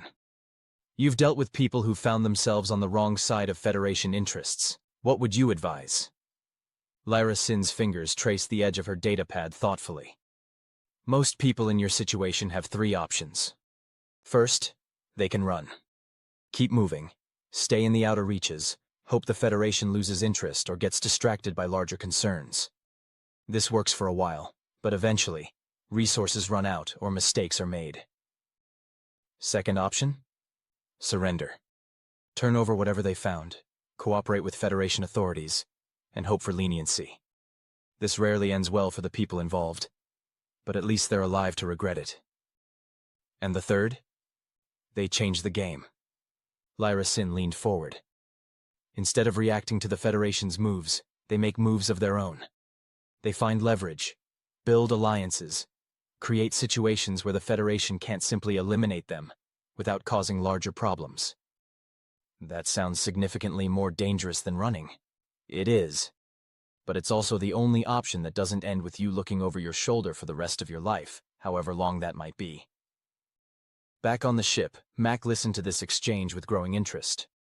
Lyra Sin was smart, and more importantly, she was thinking strategically. She understood that their current situation was unsustainable. Ask her if she knows how to contact other information brokers who might have pieces of this puzzle, Mac instructed. If there are human survivors, there should be trails.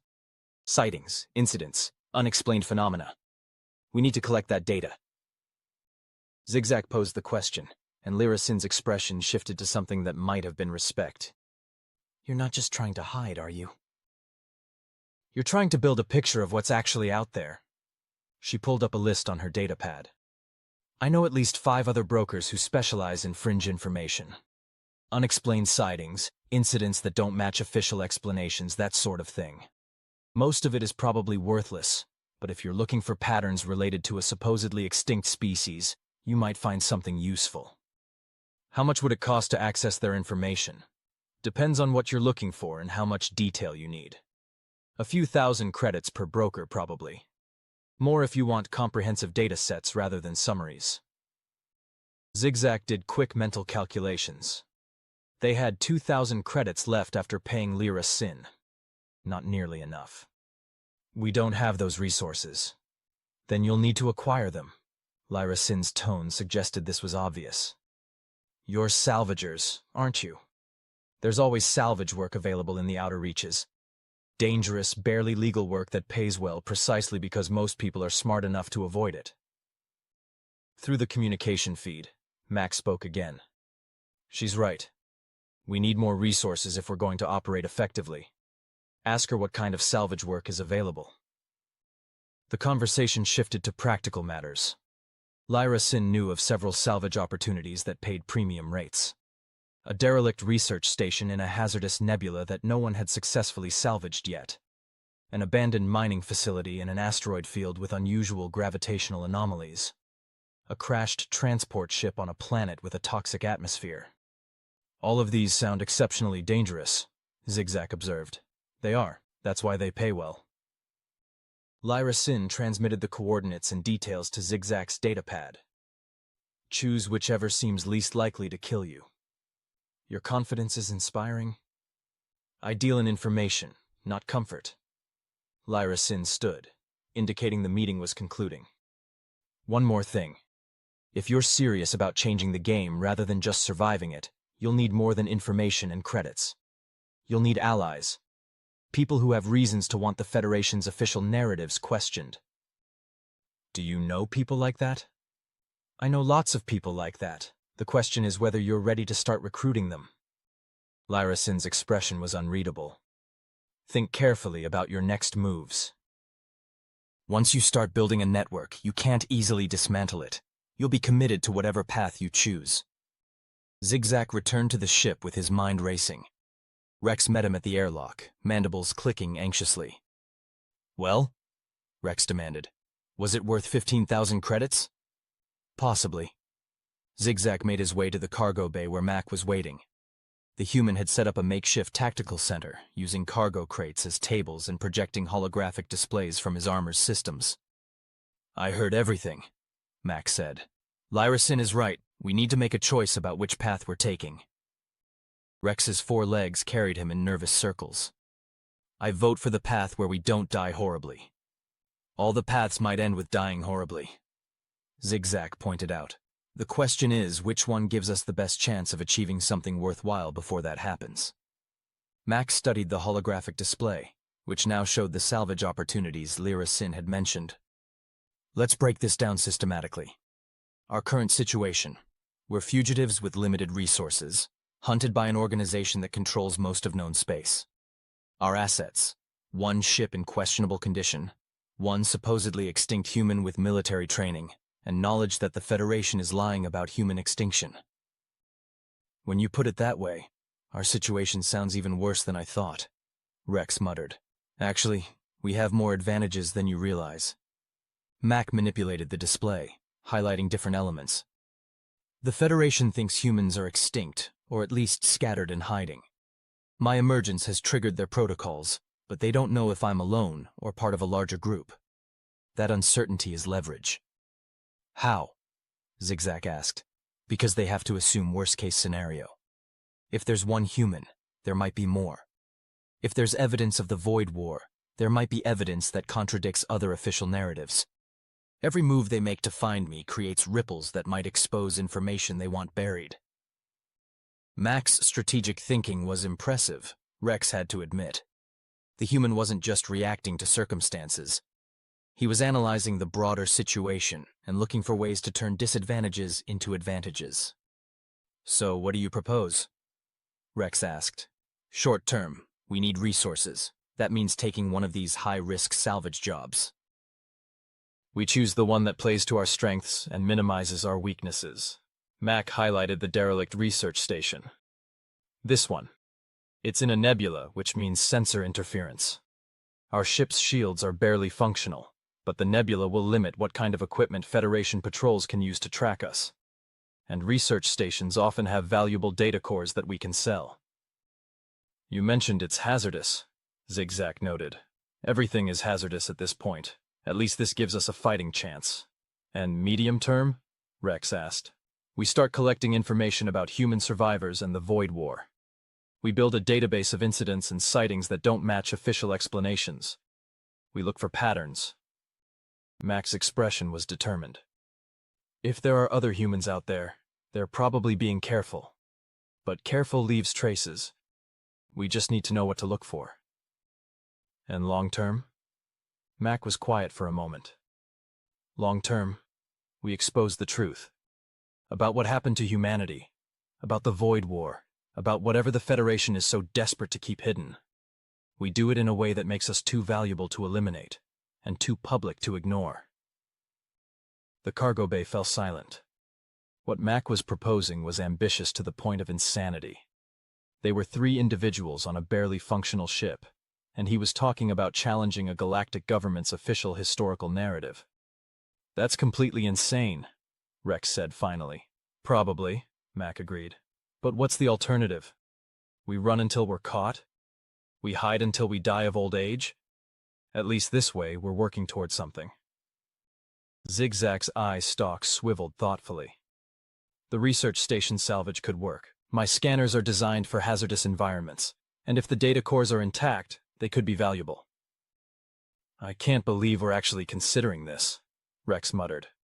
But even as he said it, he was running calculations in his head. Fuel costs, equipment needs, potential payoff. The numbers weren't encouraging, but they weren't impossible either. "There's one more factor to consider," Mac said. "My armor recorded something during the Federation inspection. I've been analyzing the data, and I found something interesting in the communication logs." He pulled up a new display showing encrypted transmissions. "The patrol ship wasn't just looking for me. They were coordinating with other vessels across multiple sectors. Whatever triggered when I woke up, it activated a galaxy-wide search protocol." "How many ships are looking for you?" Zigzag asked. "At least 20 that I can identify from the communication patterns, probably more." Mac enhanced the display, showing transmission timestamps and locations. "But here's the interesting part. The search isn't random. They're focusing on debris fields and salvage zones, places where old technology might be found.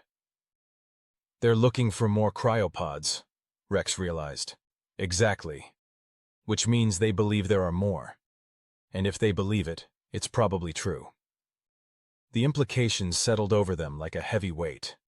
Mac wasn't just the last human. He was potentially the first of many to wake up, and the Federation was racing to find the others before they could emerge. "We need to find them first," Zigzag said quietly. "Agreed, but first, we need resources and information." Mac closed the display. "So, are we doing this? Are we actually committing to this insane plan?" Rex looked at Zigzag. His science officer's eye stalks conveyed something that might have been excitement mixed with terror. They'd spent years scraping by in the salvage business, always one bad break away from disaster. Now they had a chance to be part of something larger, something that could change the galaxy, or get them killed spectacularly. "I'm in," Zigzag said. "For the record, this is the worst decision I've ever made, and I once tried to salvage a live antimatter reactor, but I'm in." Rex's mandibles clicked rapidly as he processed the decision. Every logical part of his brain screamed at him to refuse, to drop Mac off at the nearest habitable planet and go back to simple salvage work. But the truth was, simple salvage work had stopped being satisfying years ago. He'd been going through the motions, surviving but not really living. Mac's emergence had changed that. For the first time in years, Rex felt like he was part of something that mattered. "Fine," he said finally. "But I want it noted that I'm doing this under protest, and that when we inevitably end up in a Federation detention facility, I'm blaming both of you." Mac's smile was genuine. "Noted. Now let's talk about the research station salvage. We need to plan this carefully." They spent the next several hours going over every detail of the operation. The nebula was called the Vermilion Shroud, and it was notorious among salvagers for its electromagnetic interference and unpredictable energy patterns. The research station had been abandoned 30 years ago after an accident that had killed most of the crew. Several salvage operations had attempted to recover valuable equipment, but none had succeeded in penetrating deep enough into the station to reach the main data cores. "What kind of accident?" Zigzag asked, reviewing the available records. "Official reports say containment failure in one of the experimental labs. Unofficial reports suggest something more unusual." Mac had found additional information through channels that Rex didn't want to know about. There are references to unexplained phenomena in the weeks before the evacuation: equipment malfunctions, sensor anomalies, crew members reporting strange experiences. That sounds ominous. It does. But it also means the station probably has data that someone wanted to keep classified. The kind of data that might be valuable to information brokers. Or the kind of data that got everyone killed, Rex pointed out.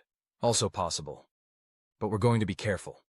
We map the station before we enter, we maintain communication at all times, and we leave at the first sign of serious danger. "Define serious danger," Zigzag requested. "Anything that tries to kill us more actively than normal space hazards." Your definitions leave a lot of room for interpretation.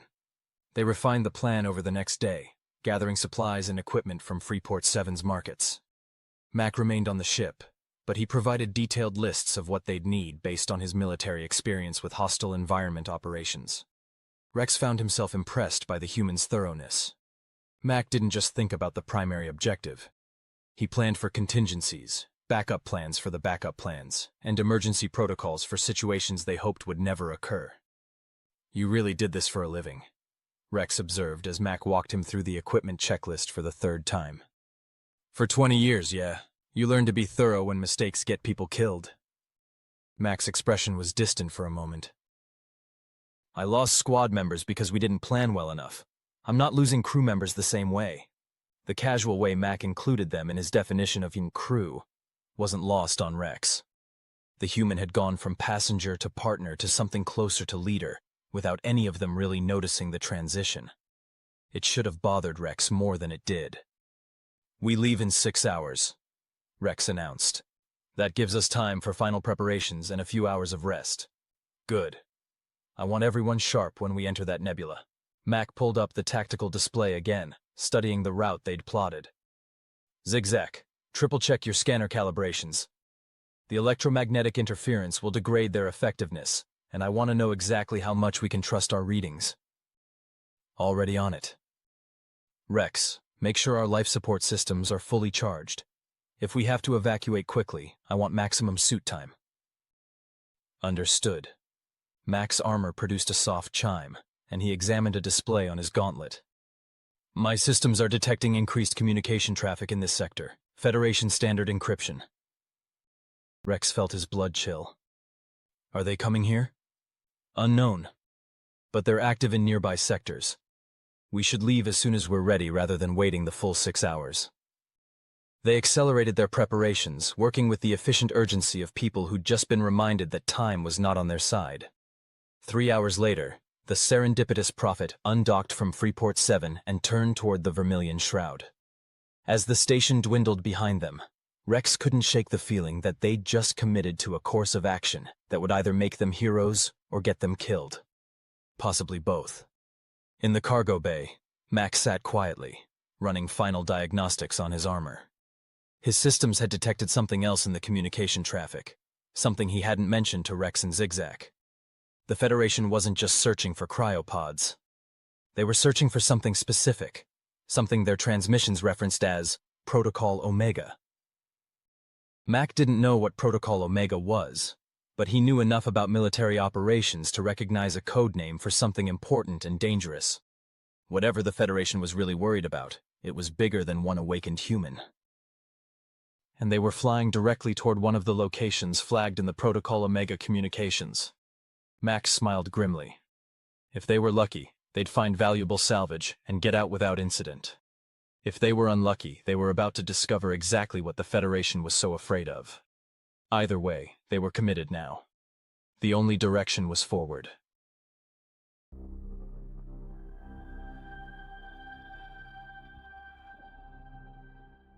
The Vermilion Shroud lived up to its name. The nebula stretched across space like a wound in reality, swirling clouds of crimson and orange gas illuminated by radiation from dying stars trapped within its depths.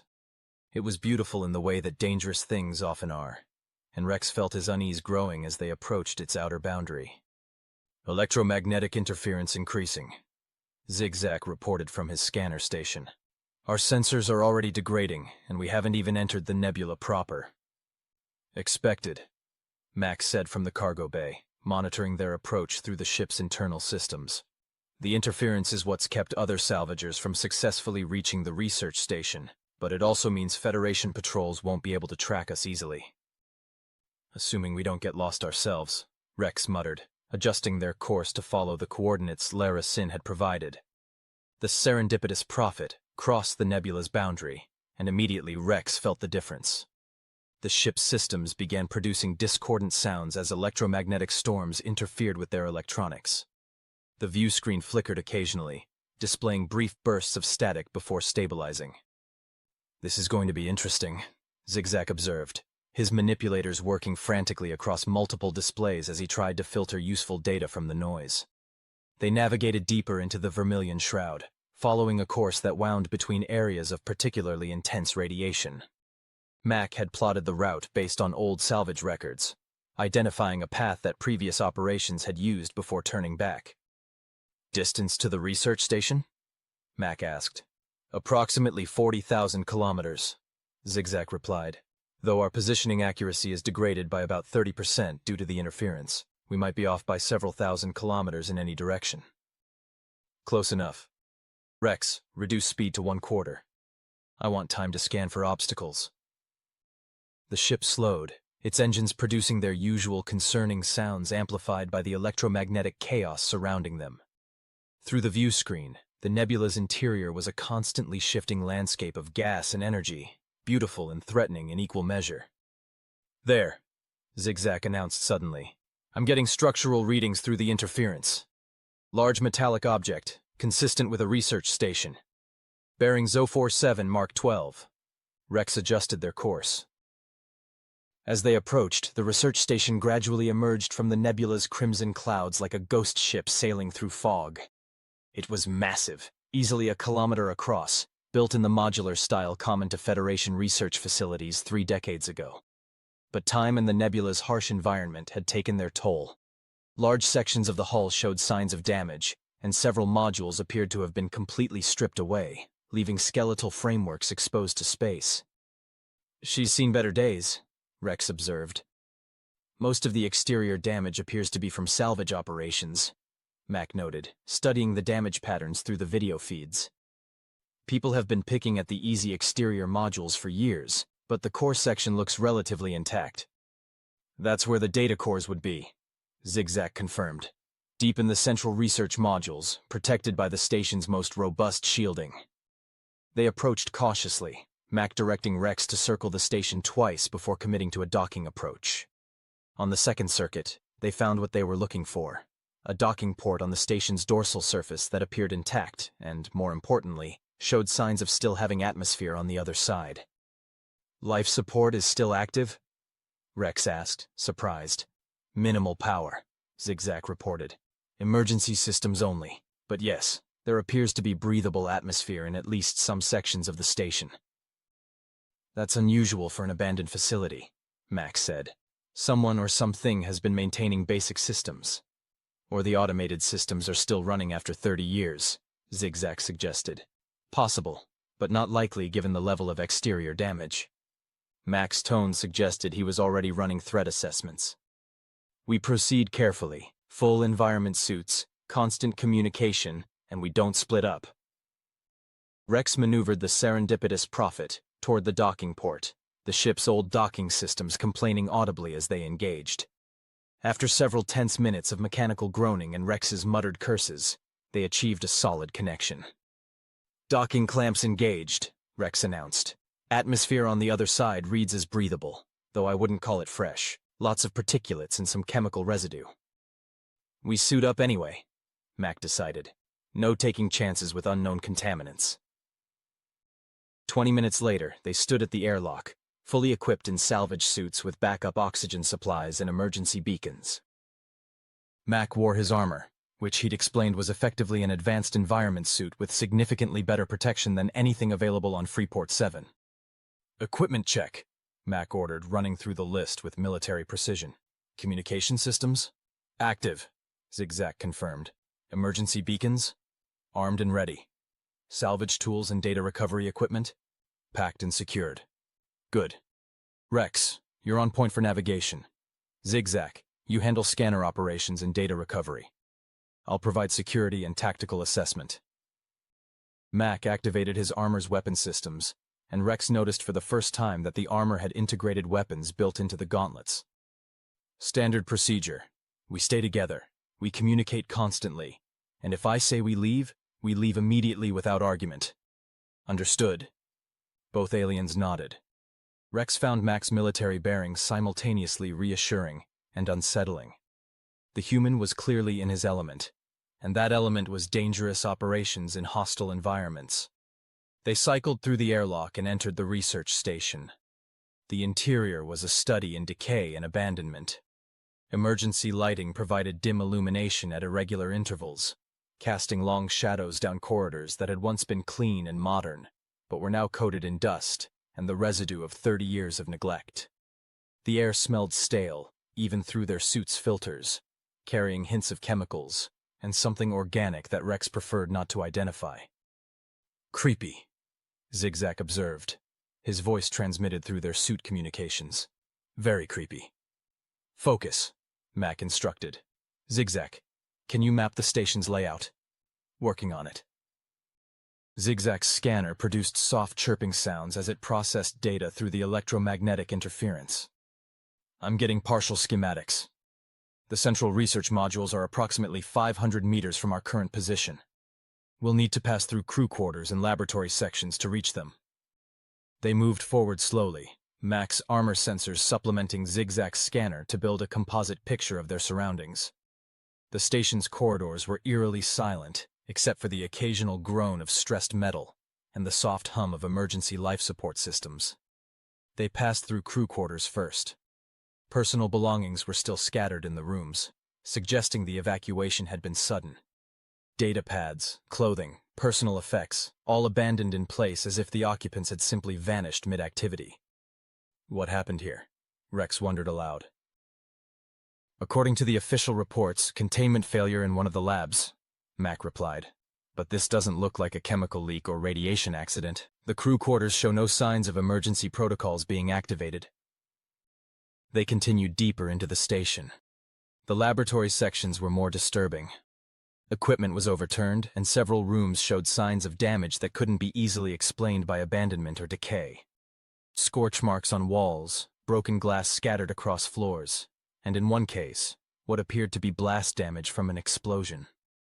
This is starting to look less like an accident and more like a battle, Zigzag observed. Mac examined the blast damage closely. These patterns are consistent with energy weapons. Military grade, probably. Someone was fighting something in here. The official reports didn't mention any combat, Rex said nervously. The official reports are starting to look increasingly unreliable. Mac's armor sensors swept the area continuously. Stay alert. Whatever happened here, we're walking through the aftermath. They reached the central research modules after 30 minutes of careful navigation. The main entrance was sealed, but Zigzag's tools made short work of the override codes. The door slid open with a groan of protesting mechanisms, revealing a large circular chamber that had clearly been the station's primary research facility. The chamber was in better condition than the corridors they'd passed through. Emergency power kept several workstations active, their displays showing incomprehensible data streams that had been running for 3 decades. In the center of the chamber stood a cylindrical structure approximately 10 meters tall, covered in conduits and monitoring equipment. "That's the main data core," Zigzag said with barely contained excitement. "If there's anything worth salvaging on this station, it's in there." Mac approached the structure carefully, his armor's sensors analyzing it from multiple angles. "It's still active. Full power, full environmental protection. Someone really didn't want this data degrading." "Can you access it?" Rex asked Zigzag. "Give me a few minutes." Zigzag moved to one of the active workstations, his manipulators flying across the interface as he attempted to establish a connection to the data core. While Zigzag worked, Mac explored the research chamber, examining equipment and taking readings with his armor's sophisticated sensors. Rex watched the entrance, acutely aware that they were deep inside an abandoned station with an increasingly mysterious history. "I'm in," Zigzag announced. "The security is surprisingly minimal. Either someone wanted this data to be accessible, or they were in too much of a hurry to properly lock it down." "What kind of data are we looking at?" Mac asked. Zigzag's eye stalks swiveled as he processed the information flooding across his displays. "Research logs, experimental data, personnel records. This is everything from the station's entire operational period. 2 years of comprehensive data." "What were they researching?" "That's the interesting part." Zigzag pulled up a summary document. According to these files, this station was studying spatial anomalies, specifically tears in space-time fabric that appeared to connect to somewhere else. Mac's attention sharpened. Dimensional research? More than that. They were studying doorways to what they called void space, a region outside normal space-time with properties that don't match known physics. Rex felt his blood chill. The Void War. They were studying whatever the humans fought during the Void War. "Maybe." Zigzag continued reading. The logs indicate they successfully created controlled portals to void space. They were even sending probes through to gather data. But something went wrong in the final weeks of operation. "What kind of wrong?" Mac's voice had taken on an edge. "The portals became unstable, and according to these logs, something came through from the other side." The research chamber suddenly felt much smaller and more threatening. Rex's 4 legs carried him in nervous circles while Mac's posture shifted into combat readiness. "Define something," Mac ordered. Zigzag pulled up video logs, and they all watched as the station's final days unfolded. Research staff working on equipment, running tests, celebrating successful portal formations. Then the anomalies started. Equipment malfunctions, strange energy readings, and finally, in the last recorded footage, chaos. The video showed researchers running through corridors as alarms blared. Something moved through the station's halls, visible only as distortions in the air, and occasional flashes of impossible geometry. The researchers fought back with improvised weapons and security equipment, but they were clearly outmatched. The final log entry was from the station commander, a Zephyran scientist whose voice trembled as she recorded her last message. "This is Commander Silvera. The containment protocols have failed completely. The entities from void space have breached all security measures. We've lost contact with 2/3 of the crew. Those of us remaining are initiating emergency evacuation. But I fear we've opened something that cannot be closed. If anyone finds this data, know that we were trying to understand the threat, not unleash it. The void is not empty. It's inhabited, and now it knows we're here." The recording ended. The research chamber was silent except for the soft hum of active equipment. "Well," Rex said finally, "that's not encouraging." Mac was studying the chamber with new intensity. "Zigzag, are any of these portals still active?" "Checking." Zigzag's manipulators worked frantically across the interface. "The main portal generator appears to be in standby mode. It's drawing power but not actively operating. According to these readings, it was shut down manually during the evacuation." Can it be reactivated? Theoretically, yes, though I really don't think we should. Mac's armor produced a sharp warning tone.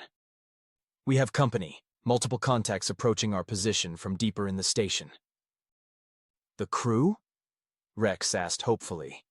The crew evacuated 30 years ago. Mac's weapon systems activated with soft mechanical sounds.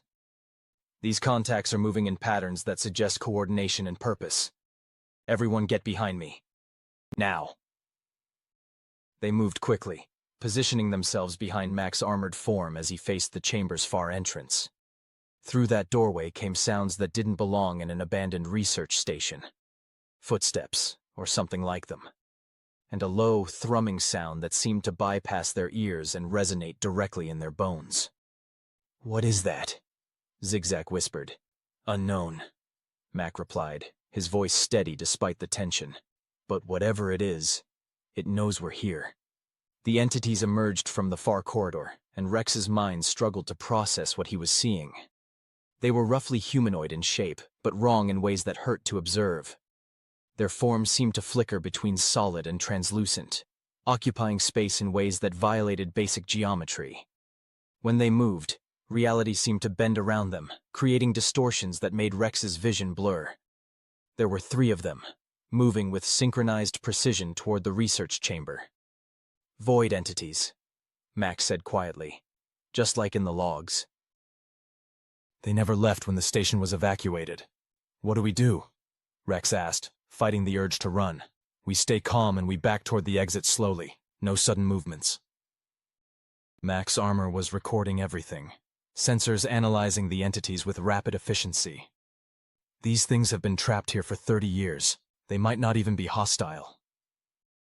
As if responding to his words, one of the entities turned its not-quite head toward them.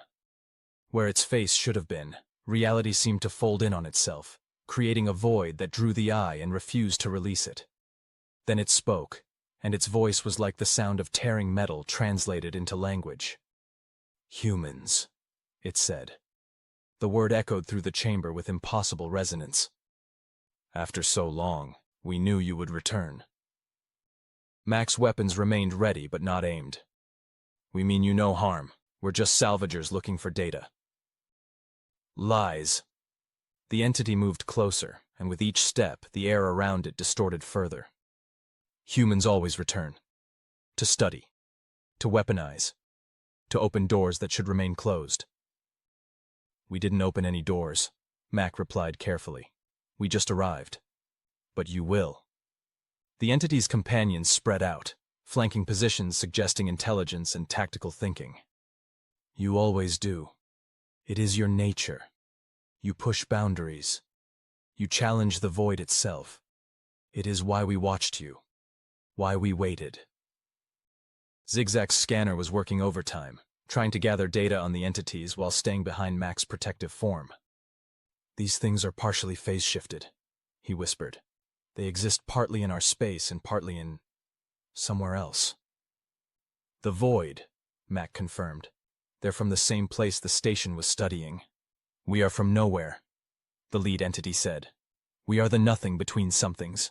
We are what waits in the spaces humans fear to explore. It moved closer still, now only a few meters from Mac. But you are not like the others. You carry the markers of deep time. You have slept while the universe turned. How do you know that? Mac asked. We know many things. We have waited in this place for 3 decades, trapped by the closing of the gates. We knew eventually you would come. Your kind always comes back to study what you do not understand. Rex was trying very hard not to panic. The entities were clearly intelligent, clearly dangerous, and clearly had been waiting specifically for humans to return. This was rapidly becoming more than a salvage operation. What do you want? Mac asked directly. Freedom, the entity replied. The gates were closed when the frightened ones fled. We were separated from the void, trapped in this limited space. You have the knowledge to open the gates. You will free us. And if I refuse, then we take what we need from your patterns. The entity's form rippled in ways that suggested menace. Your biological structure contains the data we require. We will extract it, though the process will destroy you. Mac's weapons finally raised, targeting the entity directly. I'd prefer we find a peaceful solution. There is no peace between the void and the real. There is only the boundary, and those who cross it. The entity began moving forward again. Choose quickly, human. Open the gates or become data. And that's when Zigzag did something either brilliant or catastrophically stupid. His manipulator hit a control on the workstation, and the cylindrical structure in the center of the chamber came to life. The portal generator activated with a sound like reality tearing open. A circular aperture formed in the air above the central platform, showing not the research chamber on the other side, but something else entirely. A space that was simultaneously empty and full. Dark, yet illuminated by light that had no source. The void. The entities stopped immediately, their attention fixed on the opening portal. They made sounds that might have been communication, or might have been something else entirely. "The gate," the lead entity said. "You opened the gate. Now leave," Zigzag said with more confidence than Rex thought he possibly had. "You wanted freedom. There's your freedom. Go." The entities moved toward the portal with surprising speed, their forms already beginning to phase more completely into the strange not space visible through the opening. As they approached the threshold, the lead entity turned back one final time. "You have given us freedom," it said. "But know this. The void remembers, and now it knows this place again. Others will come. They always do when the gates are opened." Then all three entities passed through the portal and vanished into the void beyond. Zigzag immediately began shutting down the generator, his manipulators working frantically to close the gate before anything else could come through. The portal contracted, its edges pulling inward until, with a final sound like a vacuum seal breaking, it vanished completely. The research chamber was silent except for their labored breathing and the steady hum of the station's emergency systems. "That," Mac said finally, "was either the bravest or stupidest thing I've ever seen. It worked, didn't it?" Zigzag replied, though his manipulators were shaking. "It did, though now we have a new problem." Mac gestured at the portal generator. "If those things are right, and opening the gates attracts more void entities, we might have just sent out a signal to every hostile force in the area." "Then we should grab what we came for and leave," Rex said urgently. "Now. Immediately. Before anything else shows up." Agreed. Mac helped Zigzag disconnect the data core, transferring as much information as possible to portable storage devices. The work went quickly, driven by the urgent need to evacuate before their situation deteriorated further.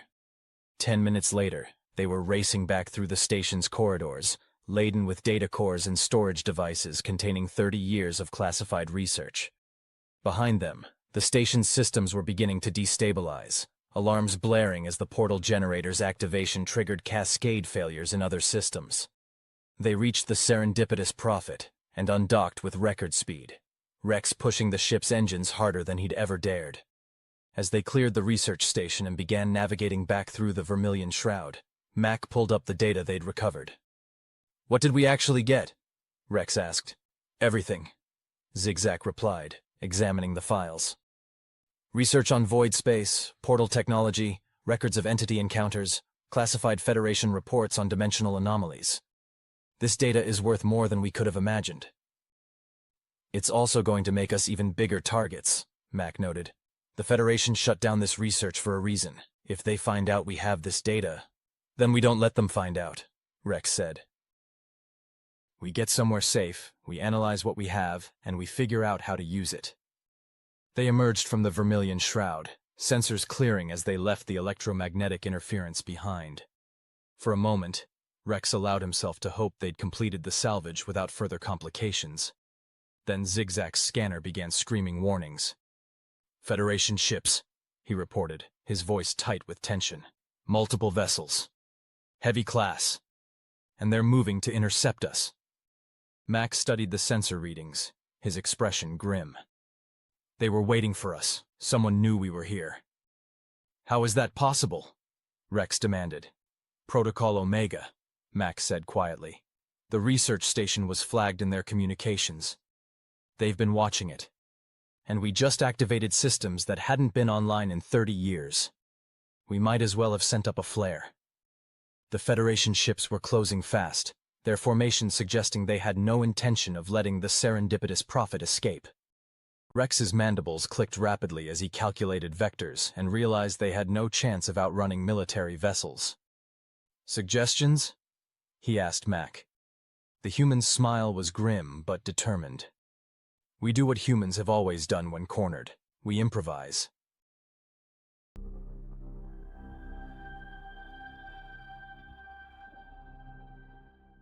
The Federation ships formed a perfect intercept formation, their positions calculated to eliminate any escape vector the serendipitous prophet might attempt. Rex counted 6 vessels, all military grade, all significantly better armed and faster than his battered salvage ship. "They're hailing us," Zigzag reported, his voice tight with stress. "Don't answer yet," Max said, studying the tactical display with professional intensity. "Rex, what's our maximum acceleration?" "With our current fuel reserves? Maybe 0.7 standard G for about 10 minutes before we're running on fumes." "And theirs?"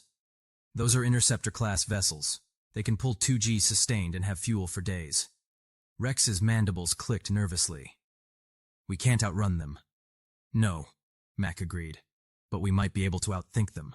He manipulated the display, highlighting the nearest Federation ship. "That one's the command vessel. See the enhanced communication arrays?" "So?" Zigzag asked. "So their commander is probably coordinating all 6 ships from that position. They're used to dealing with smugglers and pirates who either run or surrender. They're not expecting tactical resistance from a salvage vessel." "Because we don't have any weapons," Rex pointed out. "We have something better. We have information they don't know we have, and we have unpredictability." Mac's smile was sharp. "Pull up the data we just recovered from the station, specifically the portal generator specifications." Zigzag's manipulators worked frantically across his console. "What are you planning?" "Answer their hail," Mac instructed, "but route it through my armor's communication systems first. I want to control what they see and hear." Rex activated the communication channel. The view screen flickered to life, showing a Nexali commander whose tentacles were arranged in patterns suggesting confident authority. "Salvage vessel. Serendipitous prophet." The commander's telepathic voice resonated through their communication systems. "This is Fleet Commander Tolvex. You are in violation of restricted space and have activated prohibited technology. Power down your engines and prepare to be boarded." Max stepped into view of the communication pickup, still wearing his full armor. The effect on Commander Tolvex was immediate and dramatic. "Impossible," the Nexali breathed, tentacles recoiling. "Human biosignatures confirmed. All vessels, weapons hot. Target the salvage ship for immediate termination." "Wait," Max said calmly, as if he wasn't staring down 6 warships. "Before you do something you'll regret, you should know what we found on that research station. Whatever you found is Federation property and will be confiscated from your wreckage." "Including the active portal to void space?" Mac let that hang in the air for a moment. "The one that's currently destabilizing and threatening to tear open a permanent rift between our reality and the void? That portal?" It was a complete bluff. They'd shut down the portal generator before leaving the station. But Mac was betting the Federation didn't know that, and more importantly, that they were terrified of exactly that scenario. Commander Tolvex's tentacles writhed in what might have been uncertainty. "You're lying. The portal technology was deactivated decades ago." Was being the operative word. Mac gestured, and Zigzag transmitted carefully selected data from the research station, showing the portal activation sequence. "We accessed the station's systems. The portal generator is now active and entering a feedback loop. In approximately 20 minutes, it's going to create a cascade failure that will open a permanent gateway to void space. Then we will destroy the station. You could try, but the portal generator is shielded by the same technology that protected the data cores for 30 years. Your weapons won't penetrate before the cascade completes." Mac's expression was serious, his voice carrying absolute conviction. "However, we have the shutdown codes. We can close the portal and prevent the cascade. For a price." The silence that followed was profound. Rex stared at Mac in a mixture of awe and terror. The human was bluffing with their lives at stake, selling a lie to a Federation commander who had both the authority and firepower to reduce them to atomic particles. What price? Tolvex asked finally. Safe passage to the outer reaches. No pursuit, no bounties, no Federation interference. In exchange, we transmit the shutdown codes and you prevent a catastrophic dimensional breach. That's unacceptable. You're in possession of classified technology and illegal biological material. Surrender is your only option. Mac's hand moved to his armor's control panel. Then I guess we'll all find out what happens when void entities get unrestricted access to our reality. My sensor readings suggest there are approximately 50 million sentient beings within range of the portal's cascade effect. That's a lot of people who'll pay the price for your inflexibility. It was a masterful bluff, delivered with such calm certainty that even Rex almost believed it. Mac's military training was showing. He understood that the key to successful deception wasn't elaborate lies, but simple, plausible stories delivered with absolute confidence. Commander Tolvex was silent, tentacles moving in patterns that suggested rapid calculation. The Nexali were telepathic, but their abilities had been damaged centuries ago. Tolvex couldn't simply read Mac's mind to verify the truth. I need to consult with my superiors, the commander said finally. You have 5 minutes, Mac replied. After that, the cascade enters irreversible phase, and your superiors won't matter anymore. The transmission cut. Mac immediately turned to Rex and Zigzag. We have maybe 3 minutes before they decide to call our bluff. Zigzag, can you create a convincing data package that looks like shutdown codes? Probably, but what happens when they realize it's fake? We'll be long gone by then. Mac pulled up the tactical display. Rex, I need you to plot a course that takes us as close to the nearest large stellar object as possible, something that generates significant gravitational distortion. There's a neutron star about 15 light minutes from here, but going near it in our ship would be suicide. Not if we do it right. Mac enhanced the display, showing the neutron star's gravity well and surrounding space. Federation ships are built for speed and firepower, not maneuverability in extreme gravity fields. Their safety protocols won't let them follow us too close. Neither will ours, Rex pointed out. Then we'll disable the safety protocols. Zigzag, how fast can you strip out the gravitational proximity alarms? Fast, but Rex is right. Without those safeties, one mistake and we'll be spaghettified. One mistake without them, yes, but with them active, we're definitely getting captured or destroyed. Mac's expression was grim but determined. I'd rather take my chances with gravity than with Federation detention. The communication channel activated again. Commander Tolvex appeared on screen, tentacles arranged in patterns suggesting reluctant acceptance. We've reviewed your data. If you're telling the truth about the portal cascade, the situation is as severe as you claim. Transmit the shutdown codes immediately. Safe passage first, Mac insisted. I want it on record. Transmitted to Freeport 7 and registered with independent witnesses. Once that's confirmed, you get the codes. That will take time we don't have. Then I suggest you work quickly. Mac's tone allowed no negotiation. 5 tense minutes later, they had it.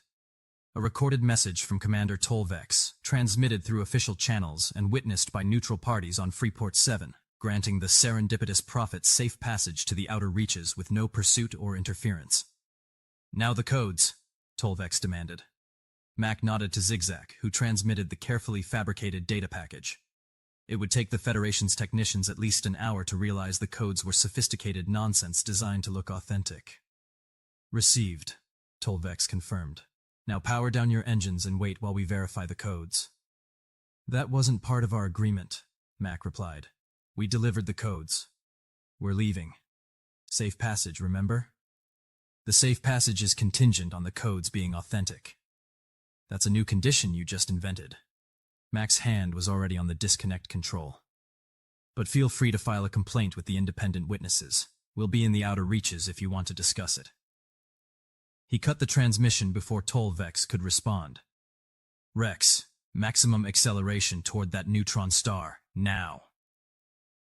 The serendipitous prophet's engines howled in protest as Rex pushed them beyond recommended limits.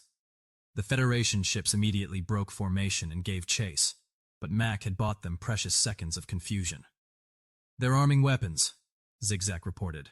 All 6 ships locking targeting solutions. They won't fire yet, Mac said calmly. They're still hoping the codes are real. They can't risk destroying us if we're the only ones who can stop the cascade. And when they realize there is no cascade, we'll be far enough ahead that it won't matter. Mac was monitoring the Federation ship's positions with professional precision. Zigzag, start stripping those safety protocols. We're going to need them disabled in the next 2 minutes. The chase was on. The serendipitous Prophet raced toward the neutron star with 6 Federation interceptors in pursuit. The vessels were faster, but they were being cautious, still uncertain about whether Mac's threat was real. That caution bought time, but not much. Safety protocols disabled, Zigzag announced. We're now flying without any gravitational proximity warnings. Rex, I hope your piloting skills are as good as you claim. They're not, Rex admitted, his 4 legs working controls frantically. But I'm highly motivated to improve quickly. The neutron star grew larger on their view screens, a compact ball of impossible density that warped space around it like a lens. Even from this distance, Rex could feel the ship responding to its gravitational pull. Federation ships are closing, Mac reported. Their commander is getting impatient. They'll be in weapons range in 90 seconds. Then we better be inside the gravity well by then, Rex muttered, adjusting their trajectory with precision born of desperation. They plunged into the neutron star's influence, and immediately the ship began behaving strangely. Gravity fluctuated wildly, pulling in directions that shouldn't exist. The viewscreen showed space distorting around them, stars stretching into impossible arcs.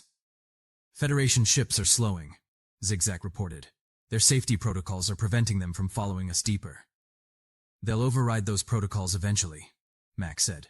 Rex, how close can we get to the star without dying? I have absolutely no idea. I've never done this before and have no intention of doing it again.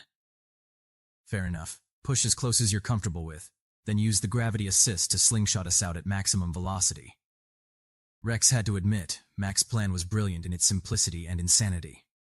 The neutron star's gravity would accelerate them far beyond what their engines could achieve, and the Federation ships couldn't follow without risking their own destruction. Of course, they were also risking their own destruction, but Rex tried not to think about that. The ship shook violently as they spiraled closer to the neutron star, gravity tearing at their hull with immense force. Warning alarms that still functioned screamed at them, and Rex ignored them all, focused entirely on keeping them on a trajectory that would swing them around the star, rather than into it. Hull stress at critical levels, Zigzag reported, his voice remarkably calm given the circumstances. We're going to start losing plating soon. How much can we afford to lose? Mac asked. None, ideally. Not an option. How much can we lose and still maintain hull integrity? Zigzag checked his readings. Maybe 15%. Beyond that, we risk catastrophic decompression. Then we're betting we don't lose more than 15%. Mac was monitoring their trajectory on the tactical display. Coming up on closest approach. Rex, be ready to execute the slingshot maneuver.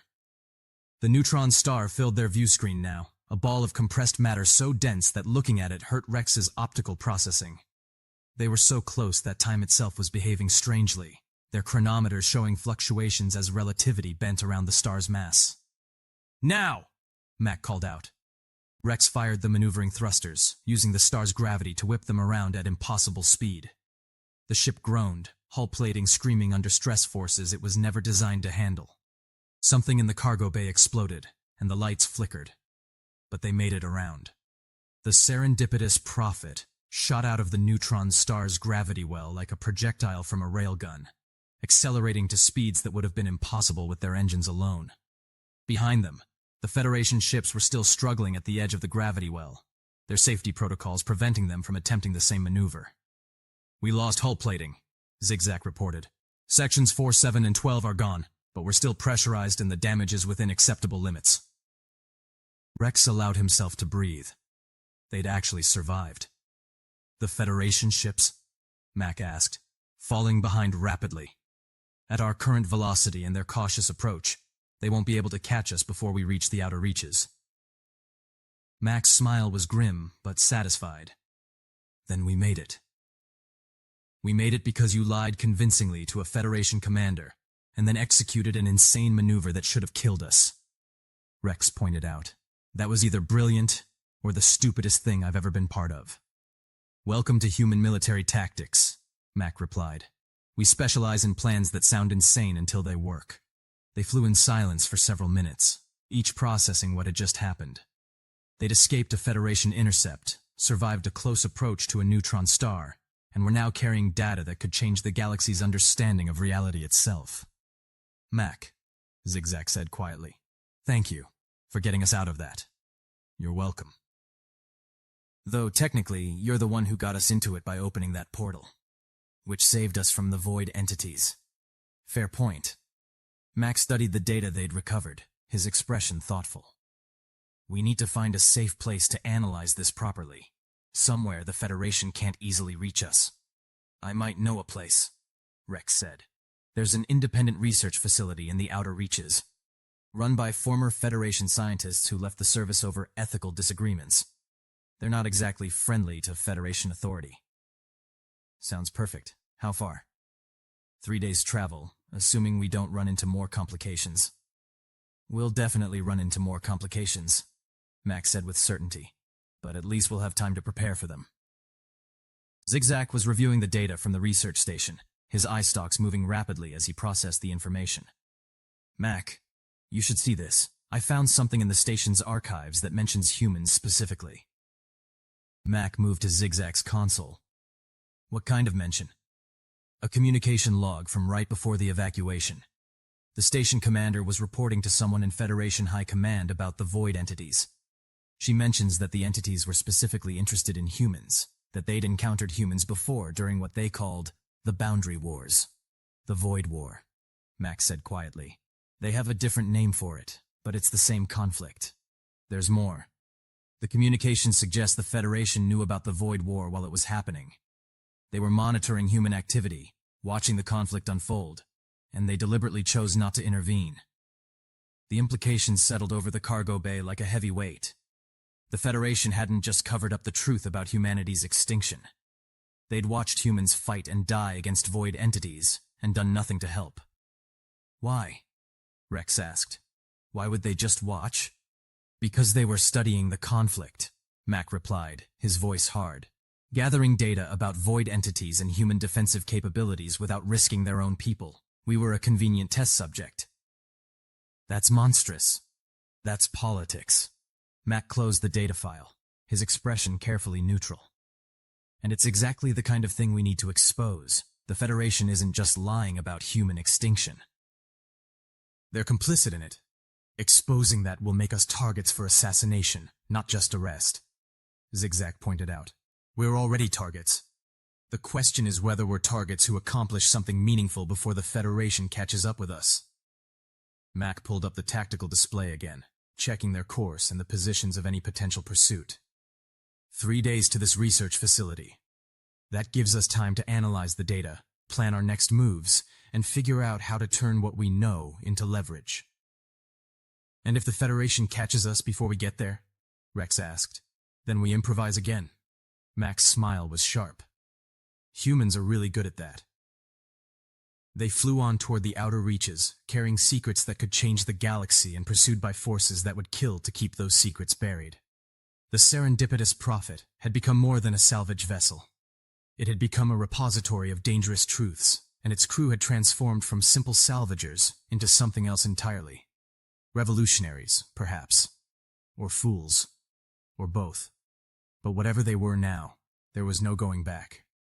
The only direction was forward, toward whatever consequences awaited them in the depths of space. Max sat in the cargo bay, reviewing the data and planning their next moves with the methodical precision of someone who'd spent a lifetime preparing for battles. He'd been frozen for 600 years, but war hadn't changed. The tactics were different, the technologies had evolved, but the fundamental challenge remained the same. Survive. Adapt. Win. And if winning meant exposing the Federation's darkest secrets and forcing the galaxy to confront uncomfortable truths about its own history, then that's what he'd do. The void entities had called humans boundary pushers, beings who challenged the spaces others feared to explore. After 6 centuries of sleep, Mac was ready to push some boundaries, starting with the boundary between the Federation's lies and the truth.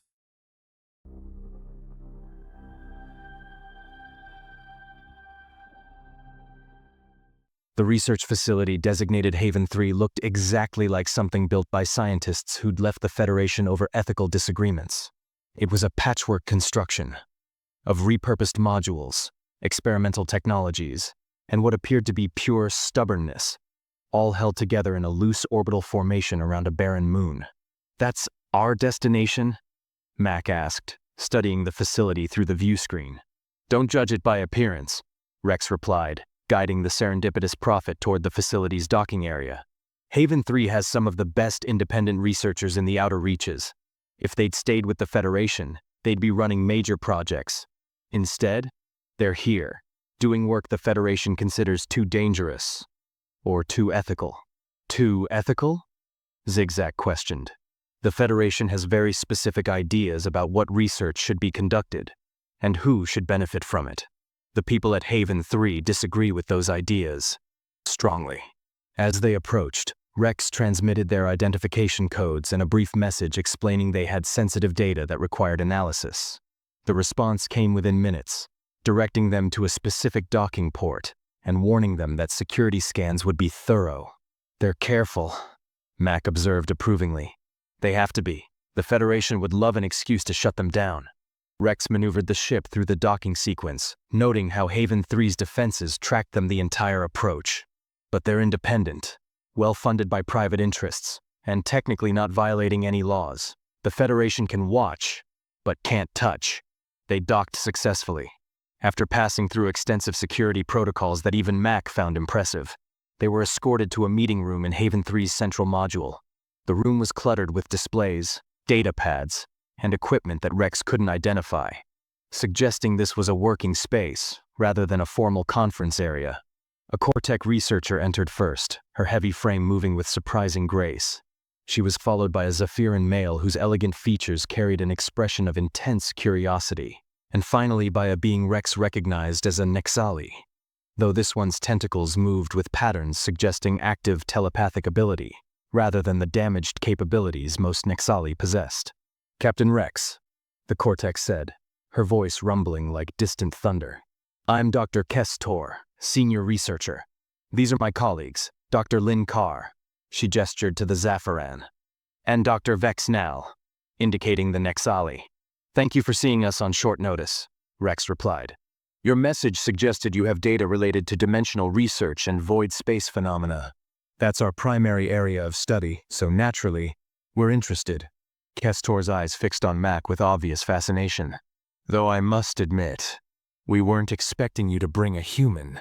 "That's becoming a common reaction," Mac said dryly. "I'm Marcus O'Reilly. Call me Mac." "A human." Lin Carr's voice carried wonder rather than fear. "Actual human biosignatures confirmed. We're witnessing history." "We're witnessing a lot more than that," Zigzag interjected.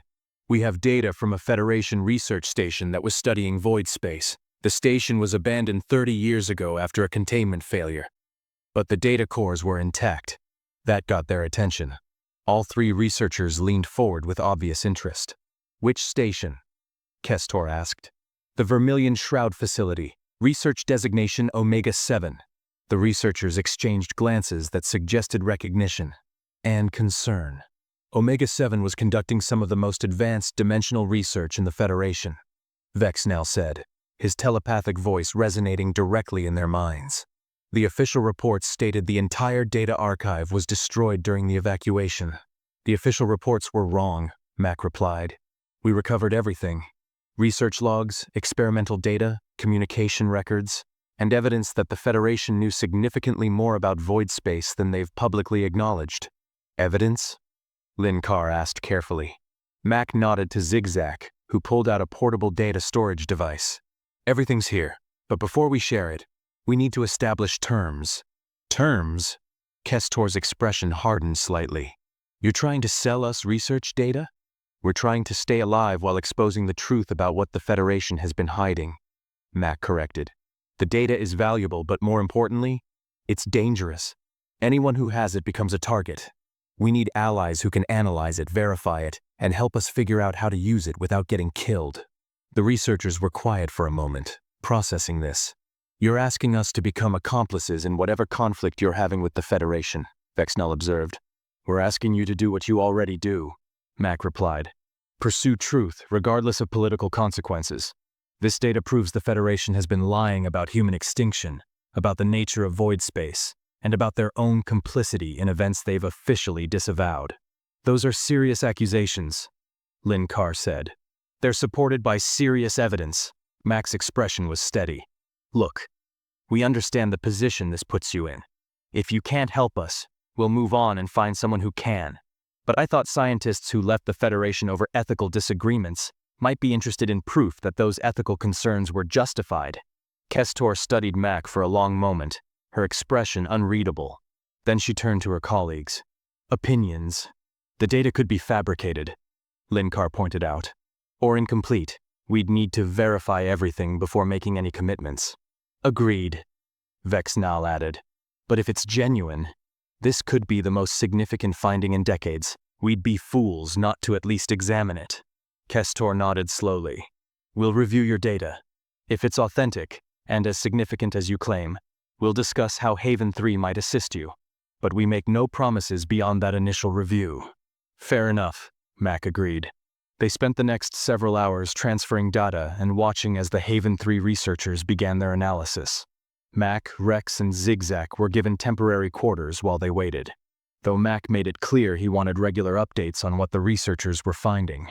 In their assigned quarters, Rex finally allowed himself to relax slightly.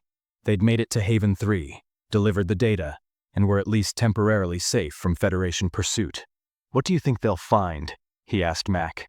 The truth, whether they'll act on it, is another question. Mac was reviewing his armor's systems, performing maintenance that had been delayed during their escape. We need to be prepared for the possibility that they'll decide the data is too dangerous to support. Then what? Then we find other allies, or we go public ourselves. Mac's expression was thoughtful. The data proves the Federation watched humans fight the Void War without intervening. It proves they've been suppressing information about void entities and dimensional threats. That's leverage, if we use it correctly. Or a death sentence if we use it incorrectly, Zigzag observed. Everything's a death sentence if we do it incorrectly, at least this way. We're choosing what we die for. Before Rex could respond, their communication panel chimed. Kestor's voice came through, urgent and excited. You need to return to the analysis lab, immediately. They found the 3 researchers clustered around displays showing data streams and video logs from the Omega-7 station. Kestor's expression was a mixture of fascination and horror. This is authentic, she said without preamble. We've verified the data signatures, cross-referenced the logs with known Federation research protocols, and analyzed the communication records. Everything checks out. And? Mac prompted. And it's worse than you described. Kestor pulled up a series of documents. The Federation didn't just watch the Void War. They facilitated it. Look at these communication logs from Federation High Command during the final years of human civilization. The documents showed a pattern of decisions that made Rex's blood run cold. The Federation had detected void space incursions near human territory years before the war began.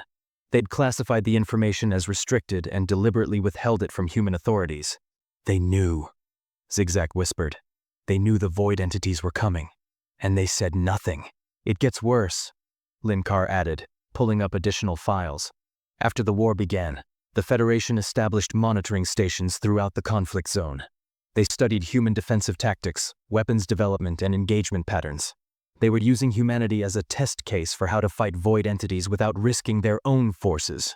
That's monstrous, Rex said. That's strategic thinking, Mac replied, his voice hard.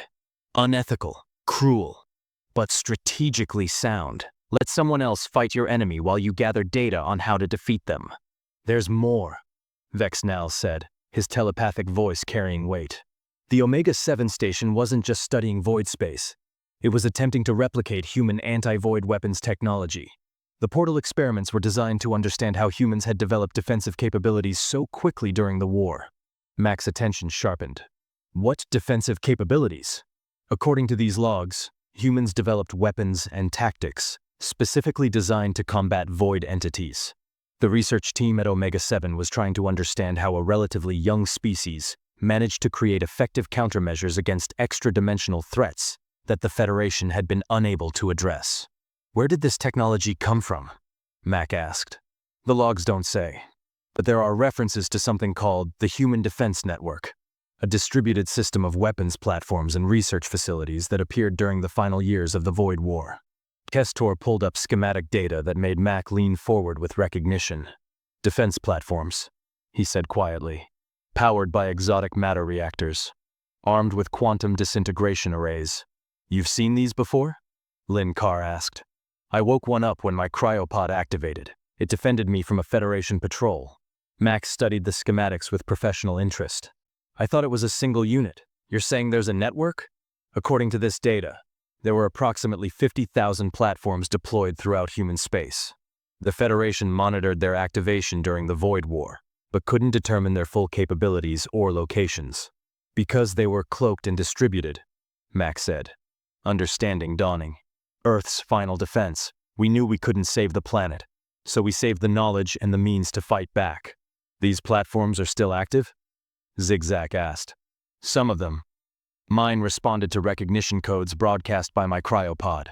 If there are others still online, they'd respond to the same codes. The implications hung in the air. Mac wasn't just the last human. He was potentially the activation key for a galaxy-spanning weapons network that the Federation had spent 600 years trying to understand. This changes everything, Kestor said quietly. The Federation hasn't been hunting you just because you're human. They've been hunting you because you're a threat to their military superiority. A threat they created by watching my people die, Mac replied, his voice carefully controlled. The question is, what do we do about it?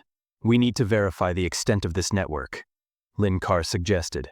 If even a fraction of those platforms are still operational, that represents a significant shift in the balance of power. It also represents a significant target on our backs, Rex pointed out. The Federation will do anything to prevent those platforms from coming online under human control. They're already doing anything to prevent that, Mac countered. We're already maximum priority targets. The only question is whether we use that status to accomplish something. Vexnal's tentacles moved in patterns suggesting deep thought. There's something else in the data. References to other cryopods. Other humans in suspended animation throughout the galaxy. The Federation has been searching for them for decades. How many? Mac asked. The exact number is unclear, but the data suggests at least several hundred pods were deployed during the final evacuation of human space. Most are probably still undiscovered, hidden in debris fields and forgotten sectors. Then we find them first, Mac decided.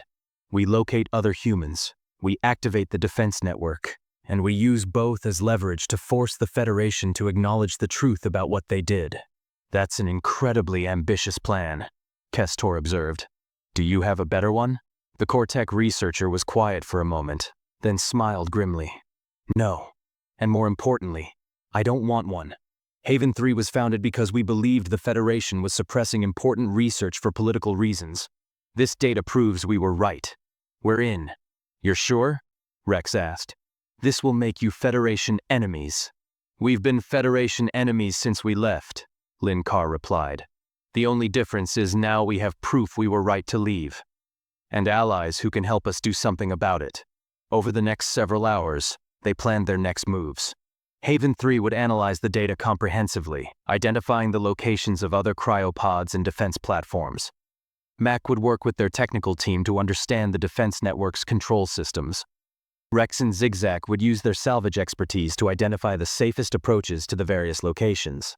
We can't do this alone, Kestor said during one of the planning sessions. We'll need more allies, other independent research facilities, sympathetic traders, maybe even some of the more ethically minded Federation members. Recruitment, Max said. Building a coalition, that's a longer-term project, but necessary. I can help with that, Vexnal offered. My telepathic abilities allow me to verify intentions and loyalties. I can screen potential allies to ensure we're not recruiting Federation spies. That's valuable, Mac acknowledged. But we need to move carefully. Every person we recruit is a potential security risk. They worked late into Haven 3's night cycle, planning and analyzing until exhaustion forced them to stop. Mac retired to his quarters, but sleep was elusive. His mind kept returning to the implications of what they'd learned. 50,000 defense platforms, hundreds of cryopods, a scattered civilization that the Federation had deliberately allowed to be destroyed while they studied the conflict like scientists observing a laboratory experiment. The anger was there, hot and fierce, but Mac controlled it with the discipline of long experience. Anger was useful as motivation, but dangerous as a guide. He needed to stay focused on the strategic picture, not get distracted by the emotional weight of betrayal. His armor chimed softly, indicating an incoming message on a secured channel. Mac activated it, surprised to see Lyra Sin's face appear on the display. "Mac," the information broker said without preamble, "I've been monitoring Federation communications. There's been significant activity in the past few hours. They're mobilizing forces across multiple sectors. Looking for US? Looking for something. The communications are heavily encrypted, but I'm seeing references to Protocol Omega and what they're calling extinction-level containment procedures." Lyra Sin's expression was serious. "Whatever you did at that research station, it scared them badly enough to activate protocols that haven't been used in centuries. We found proof of their complicity in the Void War," Mac explained. "And we found evidence of the Human Defense Network." "Then you've just made yourself the Federation's #1 priority. They'll throw everything they have at containing this situation." "Good," Mac replied. "Let them come. We'll be ready." "Will you?" Lyra Sin's skepticism was evident. "Mac, you're talking about fighting the most powerful government in the galaxy.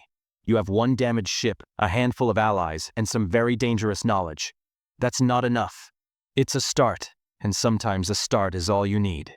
Lyra Sin studied him for a long moment. "You actually believe you can win this?"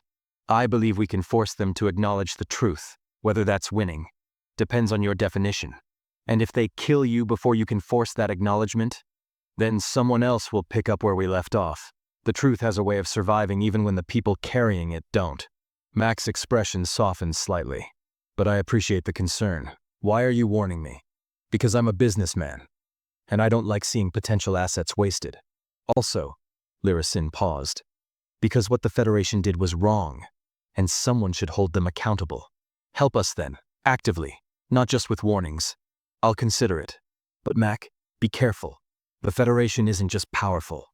They're experienced at suppressing inconvenient truths. You're not the first person to try exposing their secrets." "What happened to the others?" "They disappeared. Accidents mostly. Very convenient, very final accidents." "Then we'll try not to be convenient targets." Mac smiled grimly. "Thank you for the warning, Lyra Sin." The communication ended, and Mac sat in the darkness of his quarters, thinking about the path ahead. They'd found allies at Haven 3, discovered the extent of the Federation's betrayal, and learned about the Human Defense Network. They'd also painted enormous targets on themselves and committed to a conflict that could get them all killed. But Mac had spent his entire career fighting impossible battles, and he'd learned that impossible was just another word for difficult. The Federation thought they'd buried humanity's legacy 600 years ago. They were about to learn that some legacies refuse to stay buried.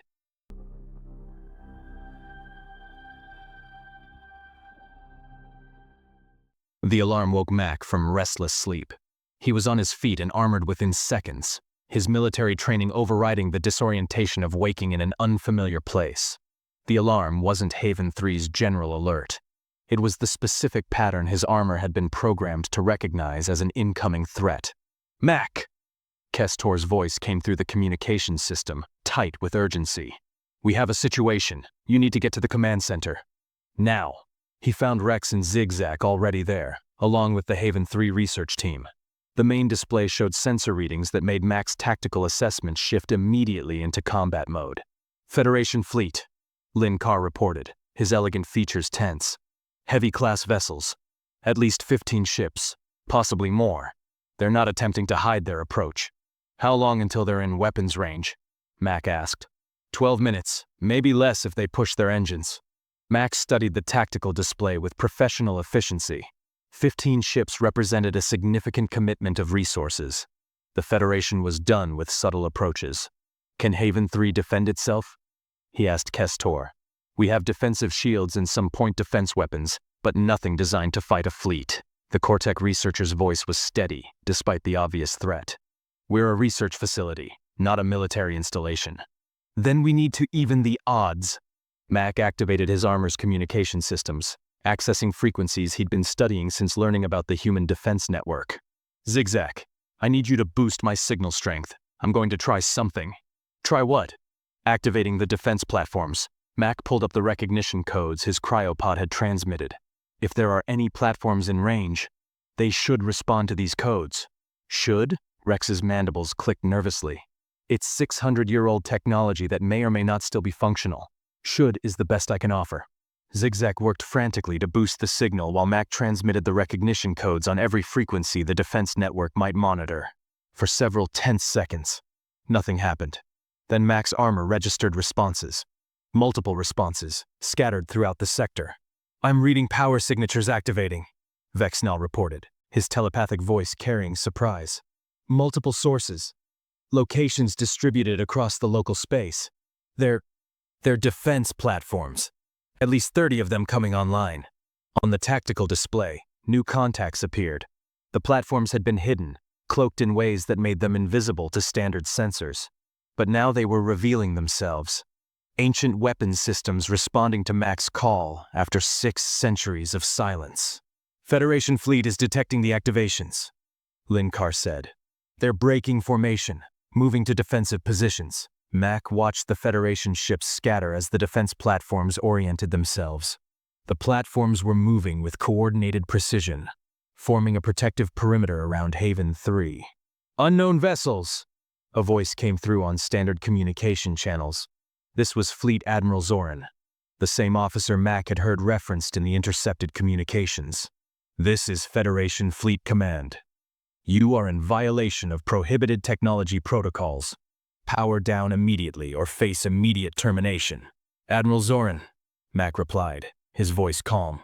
"This is Gunnery Sergeant Marcus O'Reilly, Earth Defense Force. The platforms you're detecting are human defensive systems, legally deployed during a recognized military conflict. They're not subject to your prohibited technology protocols." "Humans are extinct," Zoran countered. "Those platforms are ownerless military equipment and therefore Federation property by salvage law. Humans aren't extinct.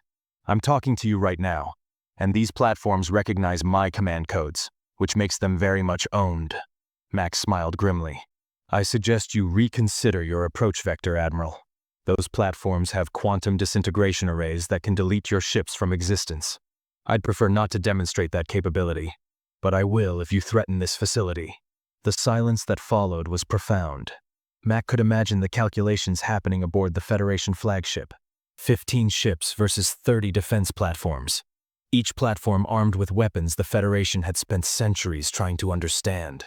"You're bluffing," Zoran said finally. "Those platforms have been dormant for 600 years. They can't possibly be operational." "Platform Alpha 7, Max said calmly. "Target the asteroid at bearing 347 Mark 22, minimal power demonstration." One of the platforms responded immediately, its weapons systems charging with a sound that registered across multiple sensor spectrums.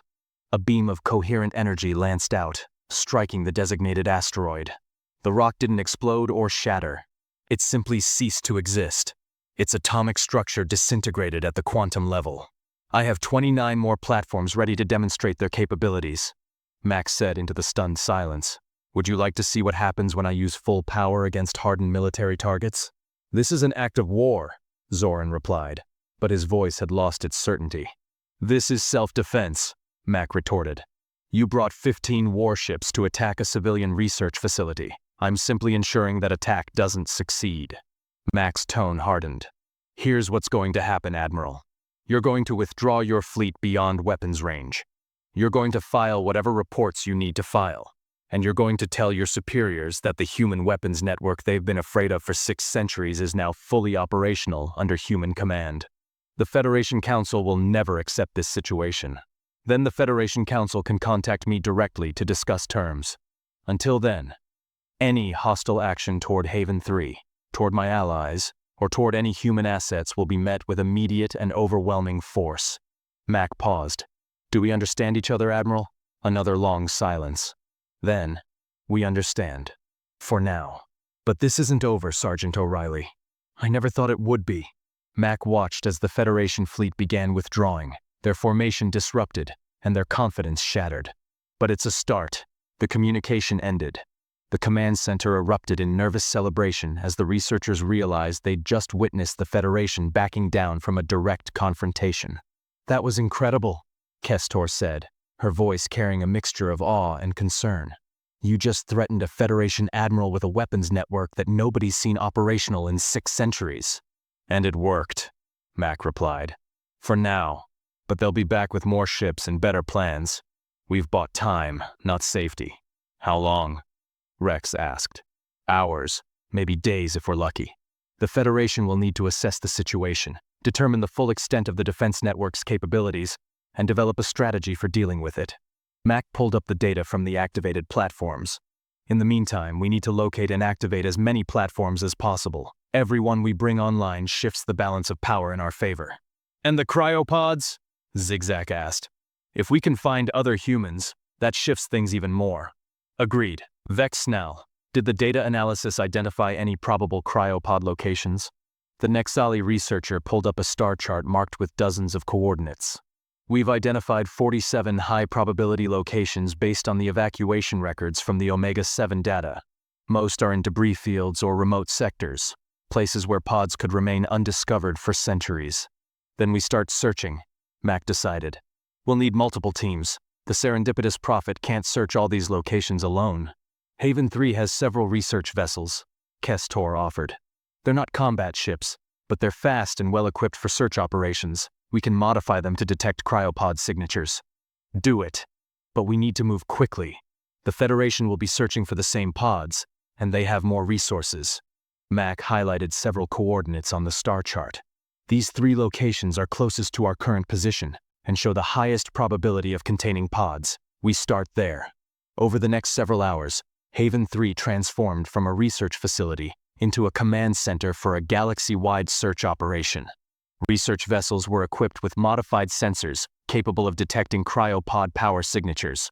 The defense platforms were integrated into a network that provided early warning of Federation movements. We're ready, Kestor announced. 3 teams, 3 search vectors. Each team has a research vessel, modified sensors, and communication equipment to report any findings. Who's leading the teams? Mac asked. Lin Carr will lead Team 1, searching the nebula sector. Dr. Tev Kor will lead Team 2 in the asteroid belt region, and you'll lead Team 3 to the outer rim coordinates. Me? Mac raised an eyebrow. You're the only one who can safely approach a cryopod without triggering defensive protocols. If we find one, you'll need to be there to initiate the awakening sequence. Kestor's expression was serious. Besides, you've proven you can handle unexpected situations. The outer rim is the most dangerous search area. It makes sense to send our most capable team there. Mac nodded. Rex, Zigzag, you're with me. We leave in 1 hour. The serendipitous prophet departed Haven 3 alongside the 2 research vessels, each heading toward different sectors of space. Mac watched the facility dwindle behind them, now protected by a network of defense platforms that would make any Federation attack significantly more costly. Think they'll be safe? Rex asked. Safer than they were. The platforms will hold off a direct assault, and the Federation knows it now. Max settled into the cargo bay, reviewing the search parameters on his armor's displays. But we're the ones heading into unknown territory. Let's focus on staying safe ourselves. The journey to the outer rim coordinates took 2 days of continuous flight.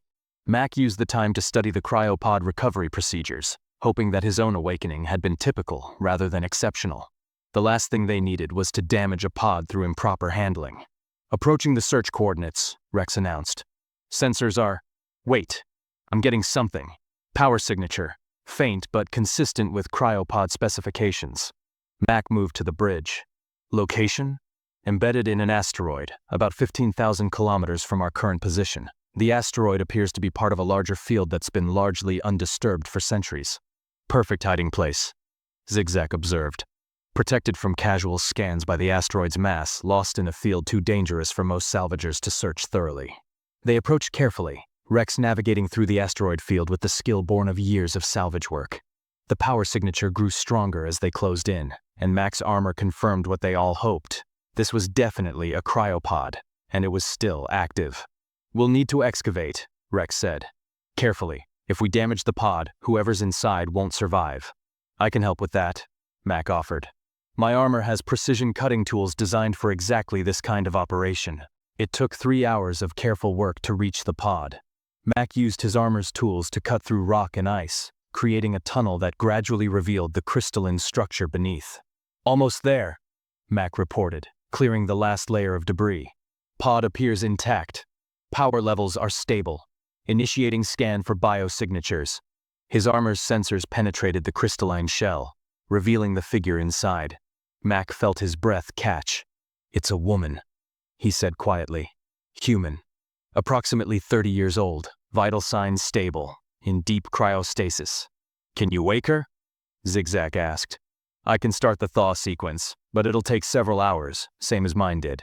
Mac activated the controls embedded in the pod's base, initiating the carefully calibrated warming process. "We'll need to stay here and monitor the process. Make sure nothing goes wrong." They settled into wait, the serendipitous prophet hovering nearby while the pod slowly warmed.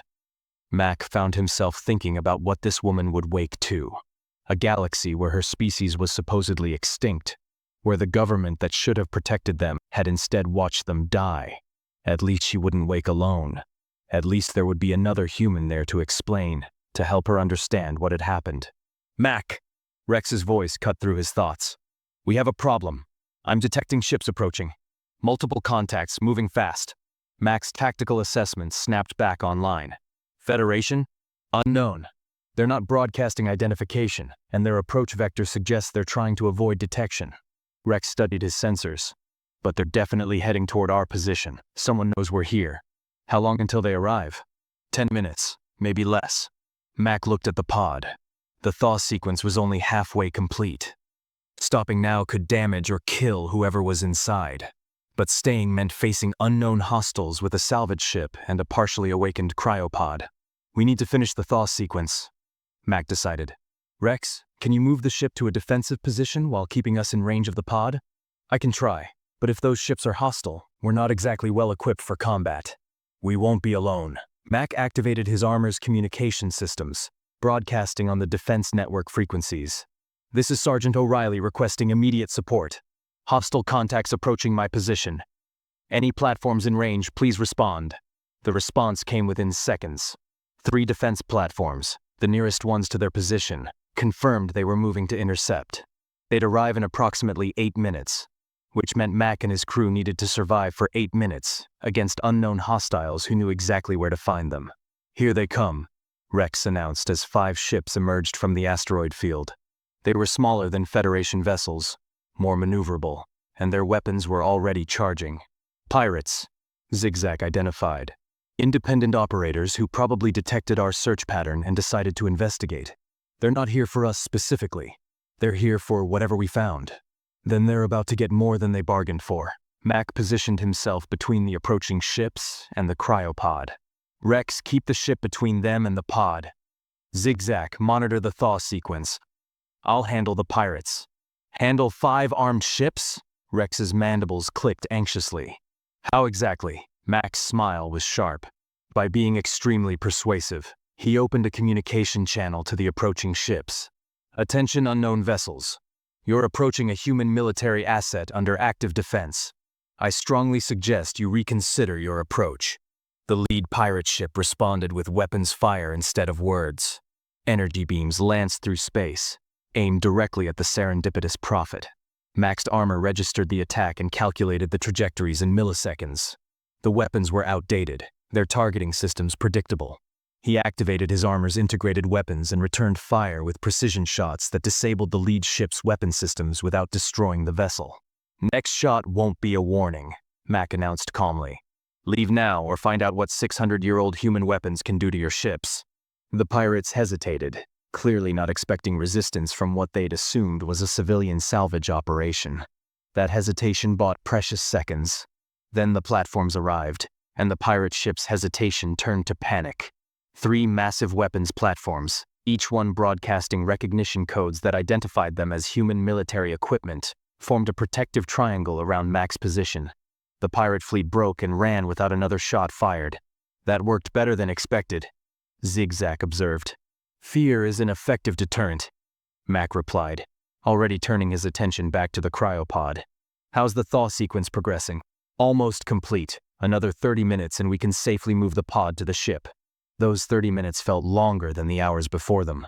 Mac kept his sensors active, watching for any sign of returning pirates or approaching Federation ships. But the sector remained clear. Finally, the pod chimed completion.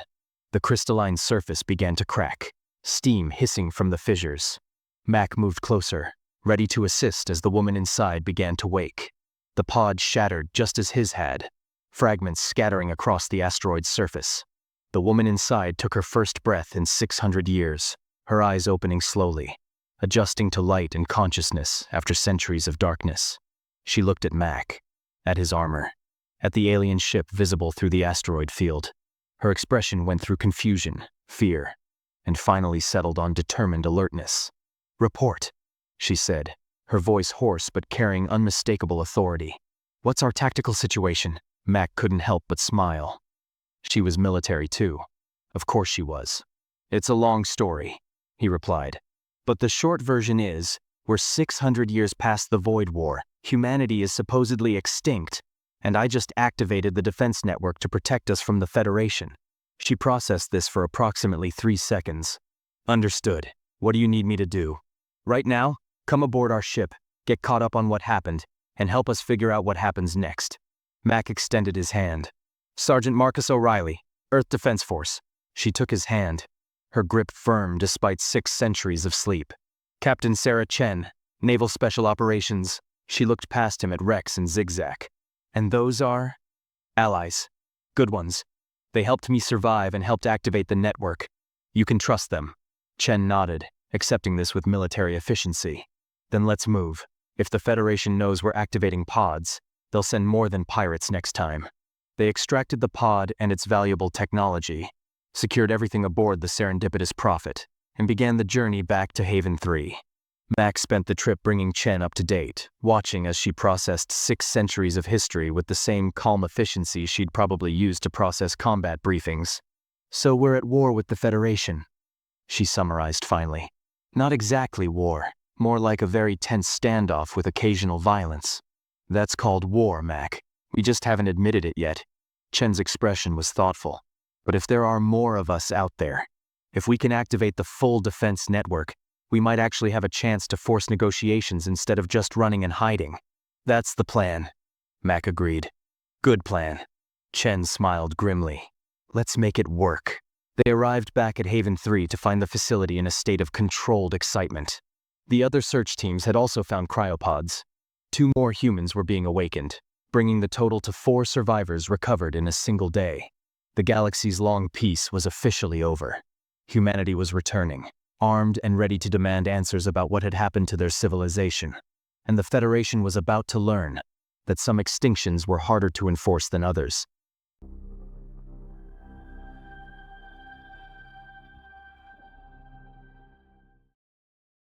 The Federation Council chamber was designed to intimidate. It occupied the central module of Unity Station, the administrative heart of galactic governance, with observation galleries that could hold thousands of witnesses and holographic displays capable of projecting to billions across the galaxy. Today, those displays were active. Today, the entire galaxy was watching. Max stood in the center of the chamber floor, his armor polished but clearly battle-worn, flanked by Captain Chen and the 2 other recovered humans, Lieutenant James Rodriguez, a combat engineer, and Dr. Elena Volkov, a xenobiologist who'd been part of the original Void War research teams. Behind them stood Rex, Zigzag, and representatives from Haven 3, a coalition of unlikely allies united by their pursuit of truth. Above them, arranged in a semicircular amphitheater, sat the Federation Council, 47 species, each represented by their appointed counselor, all watching with expressions that ranged from curiosity to outright hostility. The proceedings had been unavoidable. After the confrontation at Haven 3 and the activation of the defense network, the Federation had been forced to acknowledge that humanity's extinction had been greatly exaggerated. The question now was what to do about it.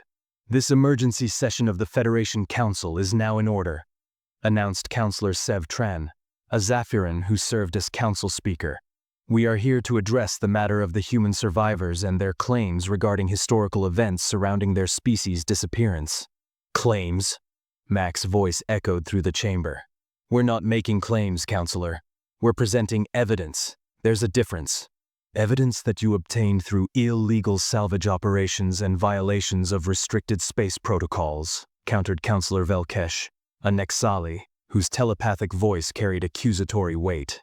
Evidence that proves the Federation deliberately withheld information about extra-dimensional threats, watched humans fight and die without intervention, and then spent 6 centuries lying about what happened.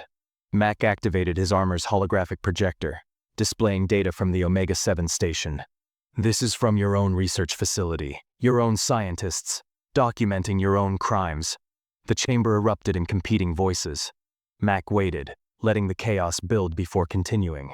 The Federation detected void space incursions near human territory 3 years before the Void War began, he said, his voice cutting through the noise. You classified it as restricted information and never warned us. Why? Counselor Sevtran's features tightened. The decision to withhold that information was made for the greater good of galactic stability. The greater good?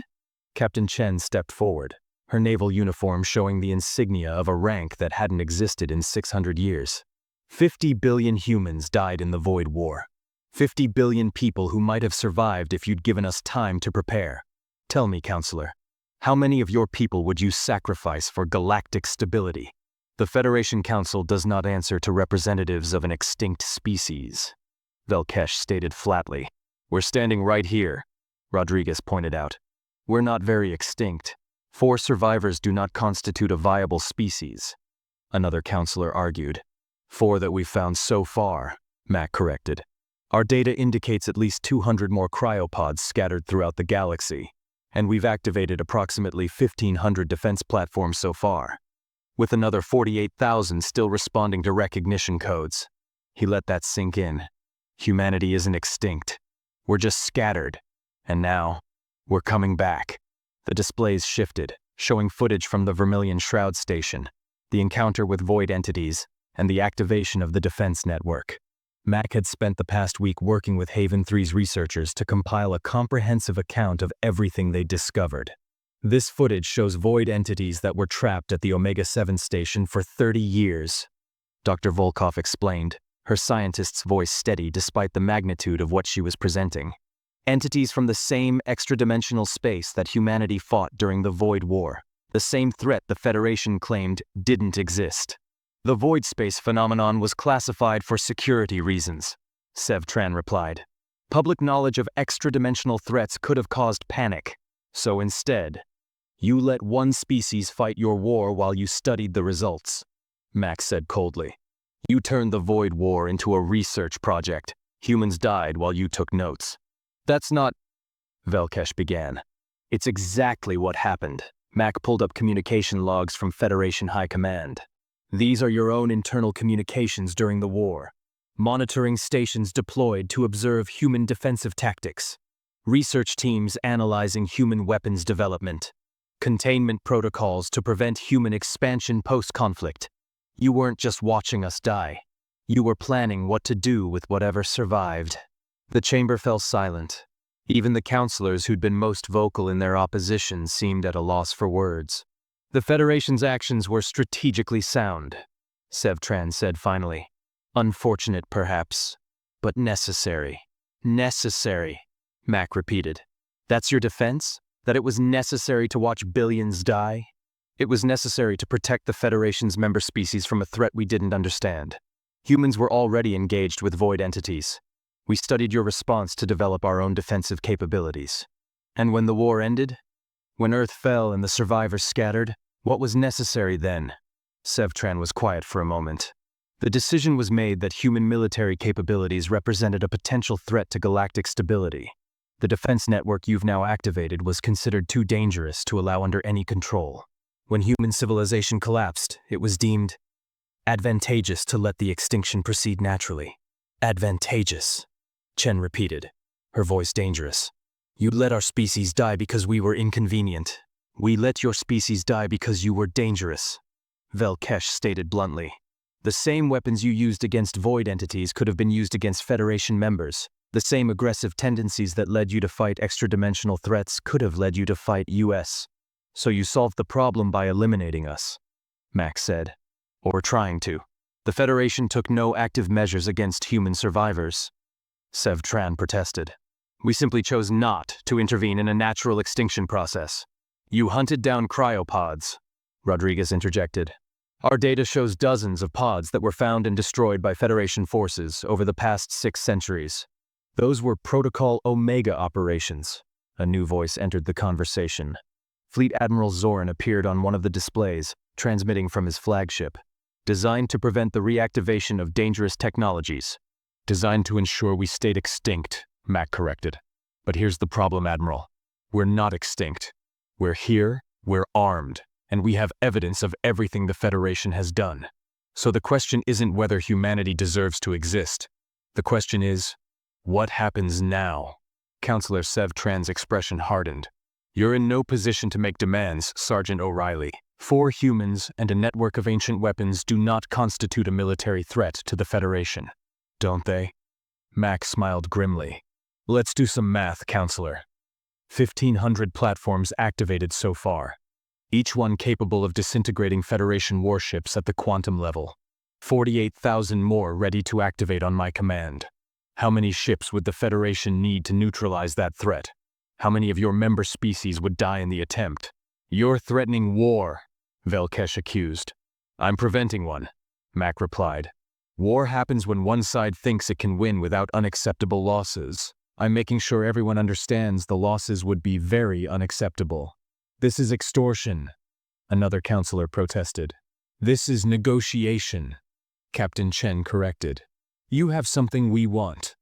Acknowledgement of the truth and assurance of our species' right to exist. We have something you want. Not to fight a war you might lose. Let's find a solution that works for everyone. The chamber erupted again, counselors arguing among themselves. Mac watched, assessing their positions and calculating which ones might be swayed to support a reasonable settlement. Counselor Kesvel, a Cortec known for ethical stances, finally stood. Perhaps we should hear what the humans actually want before we debate whether to grant it. Mac nodded to her appreciatively. We want 4 things. First, public acknowledgement of what happened during the Void War. The truth, all of it, released to the galactic public. No more lies about how humanity died. That would undermine 6 centuries of historical record, Sev Tran protested. Good. Those records are lies. Second, we want resources to locate and recover the remaining cryopods. Federation assistance in finding our people, not hindrance. And third, Kesvel prompted, recognition of human sovereignty over our historical territories and the defense network. We're not looking to reclaim Earth. It's gone. But we want acknowledgement that humanity has the right to exist, to settle worlds, to defend ourselves. That's 3 demands, Velkesh pointed out. You said 4. Mac's expression hardened. Justice. The individuals who made the decision to let humanity die need to be held accountable. I want the names of everyone involved in Protocol Omega. Everyone who chose to watch us die, and then spent centuries hunting survivors. The chamber went deathly quiet. That's impossible, Sev Tran said finally. Many of those individuals are no longer alive. Others hold positions of significant authority. What you're asking would destabilize the Federation government. I'm asking for accountability, Mac replied. Whether that destabilizes your government isn't my concern. You're asking us to tear apart the structure of galactic governance over decisions made centuries ago by people who are mostly dead. I'm asking you to admit that those decisions were wrong, and that the people who made them should face consequences. If that tears apart your government, maybe it deserved to be torn apart. Dr. Volkov stepped forward. The void space threat still exists. The entities we encountered at the Omega-7 station are just the beginning. Our research shows that the barriers between normal space and void space are weakening. There will be more incursions, possibly worse than what humanity faced during the Void War. And you believe humanity's defensive capabilities are necessary to combat this threat? Kesvel asked. I believe humanity developed effective countermeasures through 600 years of fighting. The Federation could learn from that experience. Or they could continue hiding the truth and hope the problem goes away. Volkov's expression was serious. But the Void doesn't care about your politics. When the next incursion happens, and it will happen, you'll wish you had allies who know how to fight back. The counselors exchanged glances, communicating through methods that ranged from obvious gestures to subtle telepathic exchanges. Mac waited, knowing this was the critical moment. Either the Federation would accept that humanity had leverage and negotiate, or they'd reject the demands and force a confrontation nobody wanted. Finally, Councillor Sevtran spoke. The Council will adjourn to deliberate on these demands. We will reconvene in 1 standard hour with our response. 1 hour, Mac agreed. But understand, Councillor, this is your one chance for a peaceful resolution. If you reject our demands, we'll release the data publicly ourselves, and let the citizens of the Federation decide whether their government has been acting in their best interests. That sounds like a threat. That's a promise, Mac gestured to his companions. 1 hour, councillors, choose wisely. They withdrew to a private chamber Haven 3 had secured near the council chambers. Rex immediately began pacing, his 4 legs carrying him in nervous circles. That went better than expected, he said. Or worse, Zigzag countered. They might decide we're too dangerous to negotiate with. Then we release the data and watch their government collapse under the weight of its own lies, Chen said calmly. Either way, the truth comes out. Mac was less certain. He'd been studying galactic politics since waking up, and he understood that truth alone wasn't always enough. The Federation Council had spent centuries maintaining the lie of human extinction. Admitting they were wrong would require them to sacrifice their credibility and potentially their positions. Some would choose death over that kind of loss. We should prepare for both outcomes, he said finally. If they accept our terms, we start the work of rebuilding humanity and establishing our place in the galaxy. If they refuse, we go public with everything and deal with the chaos that follows. And if they attack? Rodriguez asked. Then we demonstrate exactly why Protocol Omega existed in the first place. Mac's smile was grim. The defense network isn't just for show. The hour passed slowly. Mac used the time to review their contingency plans, ensuring they had escape routes and communication protocols in place regardless of how the Council responded. Captain Chen coordinated with Haven 3's security teams, while Dr. Volkov prepared additional data packages to be transmitted across the galaxy if negotiations failed. When they returned to the Council chamber, Mac immediately noticed the atmosphere had changed. The councillors seemed less unified, their positions more varied than before. Several looked angry. Others appeared resigned. A few, including Kesvel, showed what might have been support. The Federation Council has deliberated, Sevtran announced, his voice carrying formal weight. We have reviewed your demands and considered the implications of both acceptance and rejection. Mac waited, every tactical sense alert for danger. We are prepared to accept 3 of your 4 demands. With modifications, Sevtran pulled up a document. First, we will release a comprehensive historical account of the Void War, including previously classified information about Federation monitoring and research activities. This will be presented as newly discovered data rather than deliberately hidden information. That's a lie, Mac objected. That's politics, Sevtran replied. The truth will be revealed, but in a way that allows the current council to maintain credibility. Take it or leave it. Mac looked at his companions. Chen nodded slightly. The truth was more important than making the council look bad, though Mac would have preferred both. Acceptable, he said finally, with the condition that the full unedited data is made available to researchers and historians, no sanitized versions. Agreed. Second, we will provide resources and assistance in locating remaining cryopods. Federation vessels will be authorized to aid in recovery operations, and we will share our intelligence on probable pod locations. In exchange for what? Mac asked, knowing there had to be a catch. In exchange for joint custody of recovered technologies and shared research into void space phenomena. Humans will control the defense network, but the Federation wants access to the data for defensive research. Mac considered this. Sharing research made sense, especially if void entities were going to remain a threat. Acceptable, with verification protocols to ensure the research is defensive only.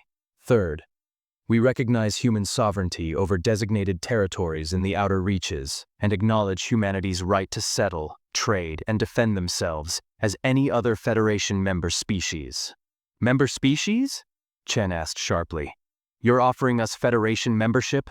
Conditional membership, Sevtran clarified. With full privileges and representation on this council, subject to standard membership requirements and oversight. Mac felt the irony of the offer. 600 years ago, humans had been a developing species, not worth Federation membership. Now, armed with weapons that terrified the Council, they were being invited to join. "We'll accept the membership offer," he said. "But humanity remains sovereign. We're joining as equals, not subordinates." "Understood," Sevtran paused. "Which brings us to your fourth demand, justice for those involved in Protocol Omega." "Let me guess," Max said. "That's the one you're rejecting." "We cannot prosecute individuals for decisions made centuries ago in accordance with the laws and policies of their time. However, we can offer an alternative." Sevtran pulled up another document. A formal acknowledgement that Protocol Omega was ethically wrong, even if legally justified. A public apology from the Federation Council to humanity for the decisions that led to your near extinction, and the creation of an independent commission to investigate similar historical injustices and prevent future occurrences. It wasn't what Mac wanted. The people who'd made the decision to let humanity die would face no real consequences, but it was an acknowledgement of wrongdoing, a public admission that the Federation had failed its own principles. "Not good enough," he said flatly. The chamber went silent.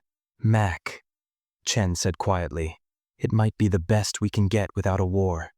"It's not justice," Mac replied.